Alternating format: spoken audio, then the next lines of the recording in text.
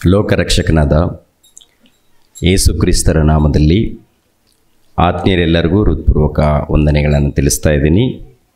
ಅದೇ ರೀತಿಯಲ್ಲಿ ಸ್ಥಾನಿಕ ದೈವ ಸೇವಕರಾಗಿರುವಂತಹ ರಾಜರತ್ನಂ ಹಯ್ಯನವರಿಗೂ ಈ ಗ್ರಾಮದ ಹಿರಿಯರಿಗೂ ಎಲ್ಲರಿಗೂ ಯೇಸು ಕ್ರಿಸ್ತರ ನಾಮದಲ್ಲಿ ವಂದಿಸ್ತಾ ಇದ್ದೀನಿ. ಪ್ರಿಯರಾದ ದೇವರ ಮಕ್ಕಳಿರ, ಲೋಕಕ್ಕೆ ತಿಳಿಯದ ಕ್ರಿಸ್ತನ ಘನ ಚರಿತ್ರೆ ಮೊದಲನೇ ದಿನದಂದು, ನಿನ್ನೆ ದಿನದಂದು ಅನೇಕ ವಿಷಯಗಳನ್ನು ತಿಳ್ಕೊಂಡಿದ್ದೀವಿ. ಈ ದಿನ ಕೊನೆ ದಿನದಲ್ಲಿ ನಾವು ಇದ್ದೀವಿ. ಅಂದರೆ ಈ ಸಭೆಗೆ ಕೊನೆ ದಿನ. ಇನ್ನು ತಂದೆಯಾದ ದೇವರು ಇಂಥ ಅವಕಾಶಗಳನ್ನು ಕೊಟ್ಟಾಗ ತಪ್ಪದೇ ದೇವರ ಸಂದೇಶವನ್ನು ಕೇಳೋದಕ್ಕೆ ನೀವು ಮುಂದೆ ಇರಬೇಕು, ಮುಂದೆ ಹೋಗ್ತಾ ಇರಬೇಕು, ದೇವರ ಜ್ಞಾನವನ್ನು ತಿಳ್ಕೊಳ್ಬೇಕು. ಯೇಸು ಕ್ರಿಸ್ತರು ಪರಲೋಕದಲ್ಲಿ ದೇವರ ಬಳಿಯಲ್ಲಿ ಇದ್ದಂಥ ಮಹಾಶಕ್ತನು ಆತನು. ಭೂಲೋಕಕ್ಕೆ ಬರೋದಕ್ಕೆ ಪ್ರಾಮುಖ್ಯವಾದಂಥ ಕಾರಣ, ದೊಡ್ಡ ಕಾರಣ ಇದೆ, ಚಿಕ್ಕದಲ್ಲ. ಪ್ರಿಯರ ದೇವರ ಮಕ್ಕಳಿರ, ನಮ್ಮೆಲ್ಲರನ್ನು ಪರಲೋಕಕ್ಕೆ ನಡೆಸಬೇಕು. ನಾವೆಲ್ಲರೂ ಪರಲೋಕಕ್ಕೆ ಹೋಗಬೇಕಾದ್ರೆ ಪಾಪ ಎನ್ನುವಂಥದ್ದು ಇರಕೂಡ್ದು. ನಮ್ಮಲ್ಲಿ ಪಾಪ ಎನ್ನುವಂಥದ್ದು ಇರಕೂಡ್ದು. ಈ ಲೋಕದಲ್ಲಿ ಪ್ರಿಯರಾದ ದೇವರ ಮಕ್ಕಳಿರ, ನಾವೆಲ್ಲರೂ ಜೀವಿಸ್ತೀವಿ. ನೀತಿವಂತರು, ಅನೀತಿವಂತರು, ಎಲ್ಲರನ್ನೂ ಕಾಪಾಡುವವರೇ ದೇವರು. ನೀತಿವಂತರನ್ನು ಕಾಪಾಡ್ತಾರೆ, ಅನೀತಿವಂತರನ್ನು ಕೂಡ ಕಾಪಾಡುವವರು ದೇವರು. ನೀತಿವಂತರ ಮೇಲೆ ಮಳೆ ಸುರಿಸ್ತಾ ಇದ್ದಾರೆ, ಅನೀತಿವಂತರ ಮೇಲೆ ಕೂಡ ಮಳೆ ಸುರಿಸುವವರು ದೇವರು. ಈ ಭೂಮಿಯ ಮೇಲೆ ಎಷ್ಟು ಮಂದಿ ಮಾನವರಿದ್ದಾರೋ ಎಲ್ಲರೂ ದೇವರ ಮಕ್ಕಳು, ಎಲ್ಲರನ್ನೂ ದೇವರು ಕಾಪಾಡ್ತಾರೆ. ಆದರೆ ಪರಲೋಕ ಅನ್ನೋದು ಎಲ್ಲರಿಗಿಲ್ಲ. ಪರಲೋಕ ಇದೆ ನೋಡಿ, ಪರಲೋಕ ಅದು ಎಲ್ಲರಿಗಿಲ್ಲ. ಪರಲೋಕ ಇರುವುದರಿಂದ, ಪರಲೋಕದಲ್ಲಿ ತಂದೆಯಾದ ದೇವರು ಇರುವುದರಿಂದ ನಮ್ಮನ್ನು ದೇವರ ಬಳಿಗೆ ಸೇರಿಸಬೇಕು. ನಮ್ಮನ್ನು ದೇವರ ಬಳಿಗೆ ಸೇರಿಸಬೇಕಾದ್ರೆ ನಾವು ಈ ಲೋಕದಲ್ಲಿ ಪರಿಶುದ್ಧರಾಗಿ ಜೀವಿಸಬೇಕು. ಅದಕ್ಕೆ ಜಗತ್ತು ಉಂಟಾಗಲಾರದ ಮೊದಲು ದೇವರದು ಒಂದು ಸಂಕಲ್ಪ ಇದೆ. ದೇವರ ಸಂಕಲ್ಪ ಅದೇನಿದೆ ಒಂದು ಸಾರಿ ನೋಡಿ ಪ್ರಿಯರೇ. ಎಫೆಸದವರಿಗೆ ಬರೆದ ಪತ್ರಿಕೆ 1ನೇ ಅಧ್ಯಾಯ 4ನೇ ವಚನವನ್ನು ನೋಡೋಣ ಪ್ರಿಯರೇ. ಎಫೆಸದವರಿಗೆ ಬರೆದ ಪತ್ರಿಕೆ 1ನೇ ಅಧ್ಯಾಯ 4ನೇ ವಚನವನ್ನು ನೋಡೋಣ. ಹೇಗೆಂದರೆ, ನಾವು ಪ್ರೀತಿಯಲ್ಲಿ ನಡೆದು ಆತನ ಸನ್ನಿಧಿಯಲ್ಲಿ ಪರಿಶುದ್ಧರು, ದೋಷವಿಲ್ಲದವರು ಆಗಿರಬೇಕೆಂದು ನಮ್ಮನ್ನು ಜಗದುತ್ಪತ್ತಿಗೆ ಮುಂಚೆ ಕ್ರಿಸ್ತನಲ್ಲಿ ಆರಿಸಿಕೊಂಡನು. ನಮ್ಮನ್ನು ಜಗದುತ್ಪತ್ತಿಗೆ ಮುಂಚೆ ಕ್ರಿಸ್ತನಲ್ಲಿ ಆರಿಸಿಕೊಂಡನು ಅಂತ ಅರ್ಥ ಆಗುತ್ತೆ ಪ್ರಿಯರೇ.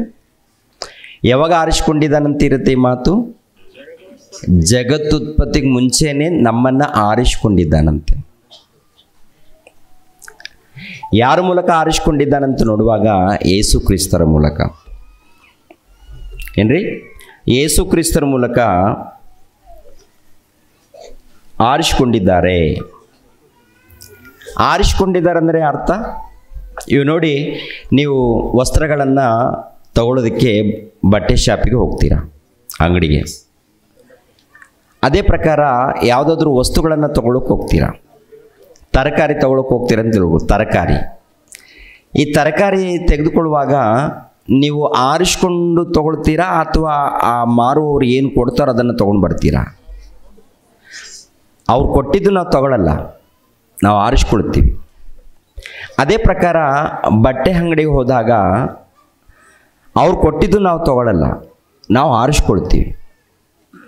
ಆರಿಸ್ಕೊಳ್ಳುವಂಥದ್ದಂದರೆ ನಮಗೆ ಯಾವುದು ಇಷ್ಟ ಆಗಿದೆಯೋ ಅದನ್ನು ನಾವು ಆರಿಸ್ಕೊಳ್ಳುವಂಥದ್ದು, ನಮಗೆ ಇಷ್ಟ ಆದದ್ದು. ಅದೇ ಪ್ರಕಾರ ದೇವರು ಯಾವತ್ತು ಆರಿಸ್ಕೊಂಡಿದ್ದಾರಂತೆ ನಮ್ಮನ್ನು? ಜಗತ್ತು ಉಂಟಾಗಲಾರ್ದ ಮೊದಲು ನಮ್ಮನ್ನು ಆರಿಸ್ಕೊಂಡಿದ್ದಾರೆ. ಅಂದರೆ ಜಗತ್ತು ಉಂಟಾಗಲಾರ್ದ ಮೊದಲು ನಾವಿದ್ದೀವ ಅಮ್ಮ? ಜಗತ್ತು ಉಂಟಾಗಲಾರ್ದ ಮೊದಲು ನಾವಿದ್ದೀವ? ಇದ್ದೀವಾ ಇಲ್ವಾ? ಯೋಬನಿಗೆ ಒಂದು ಪ್ರಶ್ನೆ ಕೇಳ್ತಾನೆ ದೇವರು. ಯೋಬನೇ, ಜಗತ್ತು ಉಂಟಾಗಲಾರ್ದ ಮೊದಲು ನೀನು ಎಲ್ಲಿದ್ದೀಯಾ ಅಂತ ಕೇಳ್ತಾನೆ. ನನಗೆ ಗೊತ್ತಿಲ್ಲ ದೇವರಂತಾನೆ. ಆವಾಗಲೂ ನೀನು ಹುಟ್ಟಿದ್ದೀಯಾ ಗೊತ್ತಾ ನಿನಗೆ ಅಂತ ಹೇಳ್ತಾರೆ. ಅವಾಗೂ ನೀನು ಹುಟ್ಟಿದ್ದೀಯಾ? ಎಲ್ಲಿ ಹೇಗೆ ಅಂತ ನೋಡುವಾಗ ದೇವರಲ್ಲೇ ಇದ್ದೀವಿ. ಆಲ್ರೆಡಿ ಎಲ್ಲಿದ್ದೀವಿ ಅಂದರೆ ನಾವೆಲ್ಲರೂ ದೇವರಲ್ಲಿದ್ದೀವಿ ಪ್ರಿಯರೇ. ನಾವೆಲ್ಲರೂ ಎಲ್ಲಿದ್ದೀವಿ ಹೇಳಿ? ದೇವರಲ್ಲಿದ್ದೀವಿ. ದೇವರಲ್ಲಿ ದೇವರು ಆತ್ಮಸ್ವರೂಪನು. ಆತ್ಮಸ್ವರೂಪನಾಗಿರುವಂಥ ಆತನಲ್ಲಿ ನಾವೆಲ್ಲರಿದ್ದೀವಿ. ಆತನಿಂದ ಎಲ್ಲಿಗೆ ಬಂದಿದ್ದೀವಿ ಅಂತ ನೋಡುವಾಗ ಆದಾಮನಲ್ಲಿ ಬರ್ತೀವಿ ಪ್ರಿಯರೇ. ಎಲ್ಲಿಂದ ಎಲ್ಲಿಗೆ ಬರ್ತೀವಿ? ತಂದೆಯಾದ ದೇವರಿಂದ ಆದಾಮನೊಳಗೆ. ಆದಾಮನನ್ನು ನೆಲದ ಮಣ್ಣಿನಿಂದ ಬೊಂಬೆಯನ್ನು ಮಾಡಿ ಆ ಬೊಂಬೆಯಲ್ಲಿ ಆ ಒಂದು ರೂಪದಲ್ಲಿ ಜೀವಶ್ವಾಸವನ್ನು ಊದಿದಾಗ, ಅಂದರೆ ದೇವರಲ್ಲಿ ತನ್ನಲ್ಲಿರುವಂಥ ಜೀವವನ್ನು ಊದಿದಾಗ ಮನುಷ್ಯನು ಬದುಕುವ ಪ್ರಾಣಿಯಾದನಂತಿರುತ್ತೆ. ಅಂದರೆ ಈ ನೆಲದ ಮಣ್ಣಿನಿಂದ ಈ ಆಕಾರ, ಈ ದೇಹ ಕಾಣ್ತಾ ಇದೆಯಲ್ಲ, ನೆಲದ ಮಣ್ಣಿನಿಂದ ಇದ್ದಂಥ ಆಕಾರ. ಇದು ಜೀವಿಸಬೇಕಾದ್ರೆ ಇದರ ಒಳಗಡೆ ಜೀವಾತ್ಮ, ಅಂದರೆ ದೇವರ ಮೂಲಕ ಬಂದಂಥ ಜೀವಾತ್ಮ. ಆ ಜೀವಾತ್ಮ ಅಂದ್ರೇ ನಾವು ಪ್ರಿಯರೇ. ಮೊದಲನೇ ದಿನ ಕೆಲವು ವಿಷಯಗಳು ಮಾತಾಡಿದ್ದೀವಿ. ಜೀವಾತ್ಮ ಅಂದರೆ ಯಾರು? ನೀವು, ನಾವು. ಜೀವಾತ್ಮಕ್ಕೆ ಲಿಂಗಭೇದ ಇದೆಯಾ ಅಂತ ನೋಡುವಾಗ ಜೀವಾತ್ಮಕ್ಕೆ ಲಿಂಗಭೇದ ಇಲ್ಲ. ಜೀವಾತ್ಮಕ್ಕೆ ಲಿಂಗಭೇದ ಇಲ್ಲ. ಈ ಶರೀರಕ್ಕೆ ಕೊಟ್ಟಿದ್ದಾರೆ. ನಾವೆಲ್ಲರೂ ಒಂದು ಕಾಲದಲ್ಲಿ ದೇವರಲ್ಲಿದ್ದೀವಿ. ದೇವರಲ್ಲಿದ್ದಂಥ ನಮ್ಮನ್ನು ಆರಿಸಿಕೊಂಡಿದ್ದಾರಂತೆ. ಏನ್ರಿ? ಯಾವಾಗ ಆರಿಸ್ಕೊಂಡಿದ್ದಾರೆ? ಜಗತ್ತು ಉಂಟಾಗಲಾರ್ದ ಮೊದಲು ನೀವು ಬೇಕು ಅಂತ. ನೀವು ಮಾತ್ರವಲ್ಲ, ಭೂಲೋಕದಲ್ಲಿ ಅನೇಕ ಮಂದಿ ಮಕ್ಕಳು ಬೇಕು ಅಂತ. ಆ ಮಕ್ಕಳು ಹೇಗಿರಬೇಕಂತ ಕೋರಿಕೊಂಡಿದ್ದಾರಂತ ನೋಡುವಾಗ ಭೂಲೋಕದಲ್ಲಿ ಪರಿಶುದ್ಧರಾಗಿ ನೀತಿವಂತರಾಗಿರಬೇಕು. ಪರಿಶುದ್ಧರು ನೀತಿವಂತರಾಗಿದ್ದು ಜೀವಿಸಿದರೆ ಅವಾಗ ಒಂದು ವೇಳೆ ಅವರು ಮರಣ ಹೊಂದಿದರೆ ಆ ಮನುಷ್ಯ ನನ್ನ ಬಳಿಗೆ ಸೇರಿಸ್ಕೊಳ್ಬೇಕು. ಪರಿಶುದ್ಧನಾದಂಥ ಮನುಷ್ಯನನ್ನು ನಾನು ಸೇರಿಸ್ಕೊಳ್ಬೇಕು ಅಂತ. ಹೇಗೆಂದರೆ ನಾವು ಈ ಲೋಕದಲ್ಲಿ ಪ್ರೀತಿಯಲ್ಲಿ ನಡೆದು ಆತನ ಸನ್ನಿಧಿಯಲ್ಲಿ ಪರಿಶುದ್ಧರು ದೋಷವಿಲ್ಲದವರು ಆಗಿರಬೇಕೆಂದು ನಮ್ಮನ್ನು ಜಗದುತ್ಪತ್ತಿಗೆ ಮುಂಚೆ ಕ್ರಿಸ್ತನಲ್ಲಿ ಆರಿಸಿಕೊಂಡನು. ಆತನು ತನ್ನ ಕೃಪೆಯನ್ನು ಪ್ರತ್ಯಾಕಿಗೆ ತರಬೇಕೆಂದು ನಮ್ಮನ್ನು ಯೇಸು ಕ್ರಿಸ್ತರ ಮೂಲಕ ತನ್ನ ಪುತ್ರನಾಗಿ ಸ್ವೀಕರಿಸುವುದಕ್ಕೆ ದಯಾಪೂರ್ವಕವಾದ ತನ್ನ ಚಿತ್ತಾನುಸಾರವಾಗಿ ಮೊದಲೇ ಸಂಕಲ್ಪ ಮಾಡಿದನು. ಅಂದರೆ ನಮ್ಮನ್ನು ಯೇಸು ಕ್ರಿಸ್ತರ ಮೂಲಕ ಸ್ವೀಕರಿಸಬೇಕು. ನಮ್ಮನ್ನು ಯಾರ ಮೂಲಕ? ಯೇಸು ಕ್ರಿಸ್ತರ ಮೂಲಕ ತನ್ನ ಮಕ್ಕಳನ್ನಾಗಿ ಸ್ವೀಕರಿಸ್ಬೇಕು. ಅಂದರೆ ತನ್ನ ಮಕ್ಕಳನ್ನಾಗಿ ಕರೆದುಕೊಳ್ಬೇಕು. ತನ್ನ ಮಕ್ಕಳ ಅಂದರೆ ಯೇಸು ಕ್ರಿಸ್ತರ ಮೂಲಕ ತನ್ನ ಮಕ್ಕಳನ್ನಾಗಿ ಕರೆದುಕೊಳ್ತಾನಂತೆ. ಯಾವಾಗ? ಪರಲೋಕ. ಯಾವಾಗ ಅಂದರೆ ಇದು ಎರಡನೇ ಆಗಮನದಲ್ಲಿ ನಡೆಯುತ್ತೆ. ಎರಡನೇ ಆಗಮನ ಬರುತ್ತೆ ನೋಡಿ. ಎರಡನೇ ಆಗಮನ ಬಂದಾಗ ಯಾರು ಪರಿಶುದ್ಧರ ಇರ್ತಾರೋ ಆ ಪರಿಶುದ್ಧರೆಲ್ಲರೂ ಕೂಡ ದೇವರ ಬಳಿಗೆ ಹೋಗ್ತಾರೆ, ಪರಲೋಕಕ್ಕೆ. ಯೇಸು ಕ್ರಿಸ್ತರ ಜೊತೆಗೆ ಹೋಗ್ತೀವಿ ಪ್ರಿಯರೇ. ಯೇಸು ಕ್ರಿಸ್ತರ ಜೊತೆಗೆ ಪರಲೋಕಕ್ಕೆ ಹೋಗ್ತೀವಿ. ಪರಲೋಕಕ್ಕೆ ಹೋಗಿ ಅಲ್ಲಿ ದೇವರ ಬಳಿಯಲ್ಲಿ ಇರ್ತೀವಿ. ಆವಾಗ ನನ್ನ ಮಕ್ಕಳಂತೇಳಿ ಎಲ್ಲರನ್ನ ಪರಲೋಕದಲ್ಲಿ ಸ್ವೀಕರಿಸ್ತಾನೆ. ಯಾರ ಮೂಲಕ ಸ್ವೀಕರಿಸುವಂಥದ್ದು ಅಂತ ನೋಡುವಾಗ ಯೇಸು ಕ್ರಿಸ್ತರ ಮೂಲಕ. ಅದಕ್ಕೆ ಈ ಲೋಕದಲ್ಲಿ ಪರಿಶುದ್ಧರಾಗಿರ್ಬೇಕಂದ್ರೆ ಎಲ್ಲಿದ್ದಾರೆ? ಎಲ್ಲ ಪಾಪದಲ್ಲಿದ್ದಾರಲ್ಲ. ಮತ್ತು ಪಾಪದಲ್ಲಿದ್ದಂಥ ಮಾನವರನ್ನು ಪರಿಶುದ್ಧರಾಗಿ ಮಾಡಬೇಕಂದ್ರೆ ಏನು ಮಾಡಬೇಕಂತ ನೋಡುವಾಗ ಈ ಕ್ರಿಸ್ತ ಪೂರ್ವದಲ್ಲಿ ಬಲಿ ಕೊಡಬೇಕಂತ ಹೇಳಿದ್ರು. ಕ್ರೈಸ್ತ ಪೂರ್ವದಲ್ಲಿ ಕುರಿಗಳನ್ನು ಬಲಿ ಕೊಡಿ, ನಿಮ್ಮ ಪಾಪ ಕ್ಷಮಾಪಣೆ ನಿಮಿತ್ತವಾಗಿ ಕುರಿಗಳನ್ನು ಇಲ್ಲಾಂದರೆ ಪಾರಿವಾಳಗಳನ್ನು ಬಲಿ ಕೊಡ್ರಿ ಅಂತ ಹೇಳಿದ್ರು. ಅದು ಕೂಡ ಬಲಿ ಕೊಡ್ತಾ ಇದ್ರು. ಆ ಬಲಿ ಕೊಟ್ಟಾಗ ಏನಾದರೂ ಬದಲಾವಣೆ ಹೊಂದುತ್ತಾರೇನಂತ ನೋಡಿದಾಗ ಬದಲಾವಣೆ ಇಲ್ಲ. ಮನುಷ್ಯರು ಬದಲಾವಣೆ ಇಲ್ಲ. ಮತ್ತೇನು ಮಾಡಬೇಕು? ಕೊನೆಯದಾಗಿ ತನ್ನ ಮಗನಾಗಿರುವಂಥ ಯೇಸು ಕ್ರಿಸ್ತರೇ ಬಂದರು ಈ ಲೋಕಕ್ಕೆ. ಇವರು ಬಲಿ ಆದರು. ಇವರು ಕೂಡ ಯಾಕೆ ಬಲಿಯಾಗಿದ್ದಾರೆ ಅಂತ ನೋಡುವಾಗ ಪರಿಶುದ್ಧರಾದಂಥ ಇವರು ನಮ್ಮೆಲ್ಲರನ್ನು ಪರಿಶುದ್ಧರನ್ನಾಗಿ ಮಾಡೋದಕ್ಕೆ, ನಮ್ಮೆಲ್ಲರನ್ನು ಪರಿಶುದ್ಧರನ್ನಾಗಿ ಮಾಡೋದಕ್ಕೆ ಪರಿಶುದ್ಧನಾದಂಥ ಆತನು ಈ ಲೋಕದಲ್ಲಿ ಬಲಿಯಾಗಿದ್ದಾರೆ. ಏನ್ರಿ, ಬಲಿಯಾಗುವುದಕ್ಕಿಂತ ಮುಂಚಿತವಾಗಿ ಹೆಜ್ಜೆ ಹೆಜ್ಜೆಯಲ್ಲಿ ತಮ್ಮ ಬದುಕುಗಳನ್ನು ತ್ಯಾಗ ಮಾಡಿದ್ದಾರೆ, ಒಳ್ಳೆ ಸಂದೇಶ ಕೊಟ್ಟಿದ್ದಾರೆ. ಎಷ್ಟು ಮಂದಿ ರೋಗಿಗಳು ಬಂದಾಗ ಎಲ್ಲ ರೋಗಿಗಳು ವಿಧ ವಿಧವಾದಂಥ ರೋಗಿಗಳು ಬಂದಿದ್ದಾರೆ, ಹೌದಲ್ವ? ಕುಂಟರು, ಕುರುಡರು, ಅಂಗವಿಕಲರು, ವಿಧ ವಿಧವಾದಂಥ ರೋಗಿಗಳು ಬಂದಾಗ ಎಲ್ಲರಿಗೆ ಪ್ರಾರ್ಥನೆ ಮಾಡಿ ಎಲ್ಲರಿಗೂ ಸ್ವಸ್ಥತೆ ಮಾಡಿದ್ದಾರೆ, ಹೌದಲ್ವ? ಎಲ್ಲರಿಗೂ ಪ್ರಾರ್ಥನೆ ಮಾಡಿದ್ದಾರೆ, ಎಲ್ಲರಿಗೂ ಸ್ವಸ್ಥತೆ ಮಾಡಿದ್ದಾರೆ, ಅದ್ಭುತವಾದಂಥ ಸಂದೇಶವನ್ನು ಕೂಡ ಕೊಟ್ಟಿದ್ದಾರೆ. ನೋಡಿ, ಅವ್ರ ಕಾಲದಲ್ಲಿ ಪ್ರಿಯರ ದೇವರ ಮಕ್ಕಳಿರ ಎಲ್ಲರೂ ಆಶ್ಚರ್ಯಪಟ್ಟಿದ್ದಾರೆ. ಟೋಟಲ್ ಯಹೂದ್ಯರಿದ್ದಾರೆ ನೋಡಿ, ಬಹಳ ಮಂದಿ ಆಶ್ಚರ್ಯಪಟ್ಟಿದ್ದಾರೆ.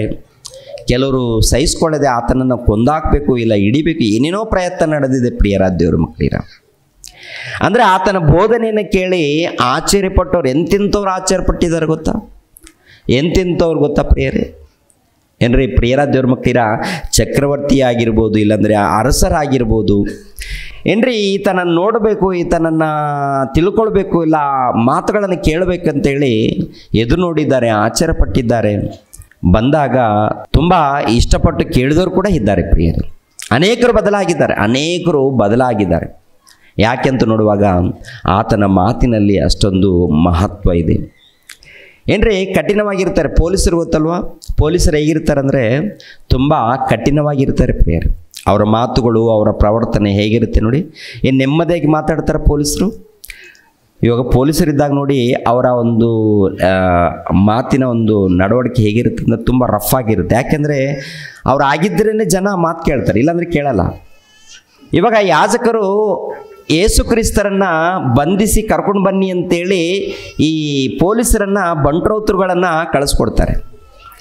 ಯಾರನ್ನ ಅರೆಸ್ಟ್ ಮಾಡ್ಕೊಂಡು ಬನ್ನಿ ಅಂತ? ಯೇಸು ಕ್ರಿಸ್ತನನ್ನು ಅರೆಸ್ಟ್ ಮಾಡ್ಕೊಂಡು ಬನ್ನಿ ಅಂತೇಳಿ ಕಳಿಸಿಕೊಟ್ಟಾಗ ಏನು ನಡೆಯುತ್ತೆ ನೋಡಿ. ಯೋಹಾನನು ಬರೆದ ಸುವಾರ್ತೆ 7ನೇ ಅಧ್ಯಾಯ 32ನೇ ವಚನ. ಯೋಹಾನ್ ಬರೆದ ಸುವಾರ್ತೆ 7ನೇ ಅಧ್ಯಾಯ 32ನೇ ವಚನವನ್ನು ನೋಡಿ ಪ್ರಿಯರ ದೇವರ ಮಕ್ಕಳಿರ. ಜನರು ಆತನ ವಿಷಯವಾಗಿ ಗುಜುಗುಜು ಆಡಿದ ಈ ಮಾತುಗಳನ್ನು ಫರಿಸಾಯರು ಕೇಳಲು ಮಹಾಯಾಜಕರು ಫರಿಸಾಯರು ಆತನನ್ನು ಹಿಡಿಯುವುದಕ್ಕೆ ಓಲೇಕಾರರನ್ನು ಕಳುಹಿಸಿದರು. ಯಾರು ಈ ಓಲೆಕಾರರಂತ ನೋಡುವಾಗ ಏನ್ರಿ, ನಮ್ಮ ಭಾಷೆಯಲ್ಲಿ ಪೊಲೀಸರು, ರಕ್ಷಕ ಭಟ್ರು ಇರ್ತಾರಲ್ಲ, ಪೊಲೀಸರು, ಇವರನ್ನು ಕಳಿಸಿಕೊಟ್ಟಿದ್ದಾರೆ. ಯಾಕೆ ಕಳಿಸಿಕೊಟ್ಟಿದ್ದಾರೆ ಅಂತ ನೋಡುವಾಗ ಯೇಸು ಕ್ರಿಸ್ತರನ್ನು ಅರೆಸ್ಟ್ ಮಾಡಿ ಅಂತ. ಯಾರು ಇವರು ಅಂತ ನೋಡುವಾಗ ಕಳಿಸ್ಕೊಟ್ಟಾರ ಯಾರು ಗೊತ್ತಾ? ಯಾಜಕರು, ಮಹಾಯಾಜಕರು, ಅಂದರೆ ಧರ್ಮೋಪದೇಶಕರು, ದೇವರ ಸೇವೆ ಮಾಡುವಂಥ ಧರ್ಮೋಪದೇಶಕರು ಯಾರನ್ನ ಅರೆಸ್ಟ್ ಮಾಡ್ಕೊಂಡು ಬನ್ನಿ ಅಂತ ಕಳಿಸ್ಕೊಟ್ಟಿದ್ದಾರೆ ಅಂತ ನೋಡುವಾಗ ಯೇಸು ಕ್ರಿಸ್ತರನ್ನ ಅರೆಸ್ಟ್ ಮಾಡ್ಕೊಂಡು ಬನ್ನಿ ಅಂತ ಕರೆದುಕೊಂಡು ಬನ್ನಿ. ಅವರು ಬರ್ತಾರೆ ಪ್ರಿಯರೇ. ಯಾರು ಓಲೆಕಾರರು ಹೋಗ್ತಾರೆ, ನೋಡೋಣ ಸ್ವಲ್ಪ ಹೊತ್ತು ಆತನ ಏನು ಮಾತಾಡ್ತಾನೆ ಅಂತ ನೋಡಿ ಸ್ವಲ್ಪ ಗಮನಿಸ್ತಾ ಇದ್ದಾರೆ ಅವರು.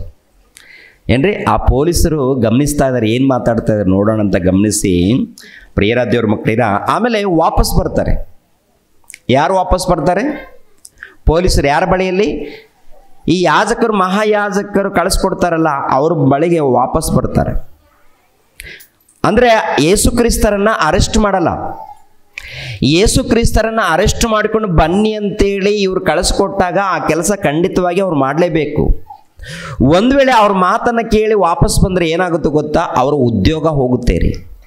ಏನಾಗುತ್ತೆ? ಅವರ ಉದ್ಯೋಗ ಹೋಗುತ್ತೆ.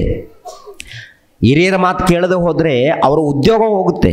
ಅವ್ರು ಹೇಳಿದ್ದನ್ನು ಇವ್ರು ಮಾಡಬೇಕು. ಆದರೆ ಇವರು ಬಂದು ಏನು ಹೇಳ್ತಾ ಇದ್ದಾರೆ ಅಂತ ನೋಡುವಾಗ ಪ್ರಿಯರಾದ ದೇವ್ರ ಮಕ್ಕಳಿರ ಗಮನಿಸ್ರಿ. 7ನೇ ಅಧ್ಯಾಯ 45.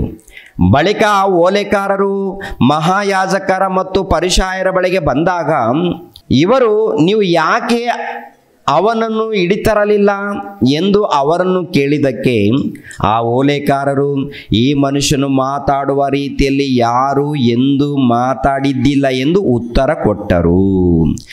ಗಮನಿಸ್ರಿ ಪ್ರಿಯರೇ, ಈ ಮನುಷ್ಯನು ಮಾತಾಡಿದ ಹಾಗೆ ಯಾರು ಎಂದು ಮಾತಾಡಲಿಲ್ಲ. ಅಂದರೆ ಯಾರನ್ನು ಕುರಿತು? ಪೊಲೀಸರು ಯೇಸು ಕ್ರಿಸ್ತರನ್ನು ಕುರಿತು ಅಲ್ಲಿ ಸಾಕ್ಷಿ ಕೊಡುವಂಥದ್ದು. ಕಳಿಸಿದವರು ಯಾಜಕರು, ಮಹಾಯಾಜಕರು ಏನ್ರಿ, ಯಾಜಕರು ಅರಿದ್ದಾರೆ. ಅವರು ಕಳಿಸಿಕೊಟ್ಟಿದ್ದಾರೆ. ಕಳಿಸಿಕೊಟ್ಟಾಗ ಇವ್ರೇನು ಮಾಡಬೇಕು? ಬಂಧಿಸ್ಕೊಂಡು ಕರ್ಕೊಂಡು ಹೋಗಬೇಕು. ಅದನ್ನು ಬಿಟ್ಟು ಅಲ್ಲಿ ಹೋಗಿ ವಾಕ್ಯ ಕೇಳಿ ಆನಂತರ ವಾಪಸ್ ಹೋಗ್ತಾ ಇದ್ದಾರೆ. ಯಾಕೆ ವಾಪಸ್ ಹೋಗ್ತಾ ಇದ್ದಾರೆ? ಯಾಕೆ? ಈ ಮನುಷ್ಯನನ್ನು ನಾವು ಅರೆಸ್ಟ್ ಮಾಡಬಾರ್ದು. ಈ ಮನುಷ್ಯನು ಸಮಾಜ ಉದ್ಧಾರ ಮಾಡುವಂಥ ವ್ಯಕ್ತಿ, ಸಮಾಜವನ್ನು ಕಾಪಾಡುವಂಥ ವ್ಯಕ್ತಿ, ಸಮಾಜವನ್ನು ಉನ್ನತ ಸ್ಥಾನದಲ್ಲಿ ನಡೆಸುವಂಥ ವ್ಯಕ್ತಿ. ಇಂಥ ವ್ಯಕ್ತಿಯನ್ನು ನಾವು ಅರೆಸ್ಟ್ ಮಾಡಿದ್ರೆ ನಾವು ತಪ್ಪು ಮಾಡ್ತಾ ಇದ್ದೀವಿ. ಬೇಡ, ಅರೆಸ್ಟ್ ಮಾಡೋದು ಬೇಡ. ಒಂದು ವೇಳೆ ಉದ್ಯೋಗ ತೆಗಿತಾರೆ, ಉದ್ಯೋಗ ಹೋದರೂ ಪರವಾಗಿಲ್ಲ, ಈ ಮನುಷ್ಯನನ್ನು ಅರೆಸ್ಟ್ ಮಾಡಿಕೊಡ್ದು, ಬಂಧಿಸಬಾರ್ದು ಅಂತೇಳಿ ವಾಪಸ್ ಹೋಗ್ತಾರೆ ಪ್ರಿಯರೇ. ಅವರು ವಾಪಸ್ ಹೋಗಿ ಆ ಪರಿಸಾಯರಿಗೆ, ಯಾಜಕರಿಗೆ ಹೇಳುವಂಥ ಮಾತೇನು ಗೊತ್ತಾ? ಈ ಮನುಷ್ಯನು ಮಾತಾಡಿದ ಹಾಗೆ ಯಾರು ಎಂದು ಮಾತಾಡಿಲ್ಲ, ಯಾರು ಎಂದು ಮಾತಾಡಿಲ್ಲ. ಅಷ್ಟು ಅದ್ಭುತವಾಗಿ ಮಾತನಾಡಿದ್ದಾನೆ. ಶ್ರೇಷ್ಠವಾದಂಥ ಮಾತುಗಳನ್ನು ಮಾತಾಡಿದ್ದಾನೆ. ಉನ್ನತವಾದಂಥ ಮಾತುಗಳನ್ನು, ಆತ್ಮಿಕವಾದಂಥ ಮಾತುಗಳನ್ನು, ಸರ್ವೋತ್ತಮವಾದಂಥ ಮಾತುಗಳನ್ನು ಮಾತನಾಡಿದ್ದಾನೆ. ಸರ್ವೋತ್ತಮವಾದಂಥ ಮಾತುಗಳನ್ನು ಆತನು ಮಾತಾಡಿದ್ದಾನೆ. ಇಂಥ ಮಾತುಗಳು ನಾವು ಯಾವತ್ತೂ ಕೇಳಿಲ್ಲ, ಎಲ್ಲಿ ಕೇಳಿಲ್ಲ ಅಂತೇಳಿ ಉತ್ತರ ಕೊಡ್ತಾ ಇದ್ದಾರೆ ಪ್ರಿಯ. ಅಂದ್ರೆ ನೋಡಿ, ಪೊಲೀಸರು ಅಂದಾಗ ಅವರು ಎಷ್ಟೋ ವಿದ್ಯೆಯನ್ನು ಕಲ್ತಿರ್ತಾರೆ, ಲೋಕದ ಜ್ಞಾನವನ್ನು ಕಲ್ತಿರ್ತಾರೆ, ಲೋಕದಲ್ಲಿ ಯಾವ ರೀತಿ ನಡ್ಕೊಳ್ಬೇಕೋ ಅವರಿಗೆ ಗೊತ್ತಿರುತ್ತೆ. ಅಂಥವರು ಪ್ರಿಯರಾದ ದೇವರ ಮಕ್ಕಳಿರ ಯೇಸು ಕ್ರಿಸ್ತರ ವಿಷಯದಲ್ಲಿ ಹೇಳುವಂಥ ಸಾಕ್ಷಿ ಏನಂತ ನೋಡುವಾಗ, ಇಂಥ ಮನುಷ್ಯನನ್ನು ನಾವು ಅರೆಸ್ಟ್ ಮಾಡಬಾರ್ದು. ಎರಡನೇದಾಗಿ, ಈ ಮನುಷ್ಯನು ಮಾತಾಡಿದ ಹಾಗೆ ಯಾರು ಎಂದು ಮಾತಾಡಿಲ್ಲ. ಅಂದರೆ ಯಾರು ಎಂದು ಮಾತಾಡಿಲ್ಲ ಎಂಬ ಆ ಯೇಸು ಕ್ರಿಸ್ತನ ಮಾತುಗಳು ನಮ್ಮ ಬಳಿಯಲ್ಲಿ ಬಂದಾಗ ನಾವೇನು ಮಾಡ್ತಾ ಇದ್ದೀವಿ ಪ್ರಿಯರಾದ ದೇವರ ಮಕ್ಕಳಿರ? ನಾವೇನು ಮಾಡ್ತಾ ಇದ್ದೀವಿ ಪ್ರಿಯರೇ? ದೇವರ ವಾಕ್ಯಗಳನ್ನು ಓದ್ತಾ ಇದ್ದೀವ? ದೇವರ ವಾಕ್ಯಗಳನ್ನು ಯಾವಾಗ ಓದಬೇಕಂತಿರುತ್ತೆ? ಓದಬೇಕು, ಪ್ರತಿನಿತ್ಯ ಓದಬೇಕು. ಆನಂತರ ದೇವಾರಾತ್ರಿ ಅದನ್ನು ಧ್ಯಾನಿಸ್ಬೇಕಂತಿರುತ್ತಾ? ದೇವಾರಾತ್ರಿ ಅದನ್ನು ಧ್ಯಾನಿಸ್ಬೇಕಂತಿರುತ್ತೆ ಪ್ರಿಯರೇ. ನಾವು ಎಲ್ಲರೂ ಕೂಡ ಧ್ಯಾನಿಸ್ತಾ ಇದ್ದೀವ, ಓದ್ತಾ ಇದ್ದೀವ, ಅರ್ಥ ಮಾಡಿಕೊಳ್ತಾ ಇದ್ದೀವ? ಓದುವವರು, ಧ್ಯಾನಿಸುವವರು, ಅರ್ಥ ಮಾಡಿಕೊಂಡು ಬದುಕುವವರು, ಜೀವಿಸುವವರಿದ್ದಾರಲ್ಲ, ಅವರು ಭಾಗ್ಯವಂತರು, ಅವರು ಧನ್ಯರವರು. ನಾವು ಆ ಲೀಸ್ಟಲ್ಲಿ ಇದ್ದೀವ? ನಾವು ಕೇಳೋರು ಮಾತ್ರವಾಗಿದ್ದೀವ,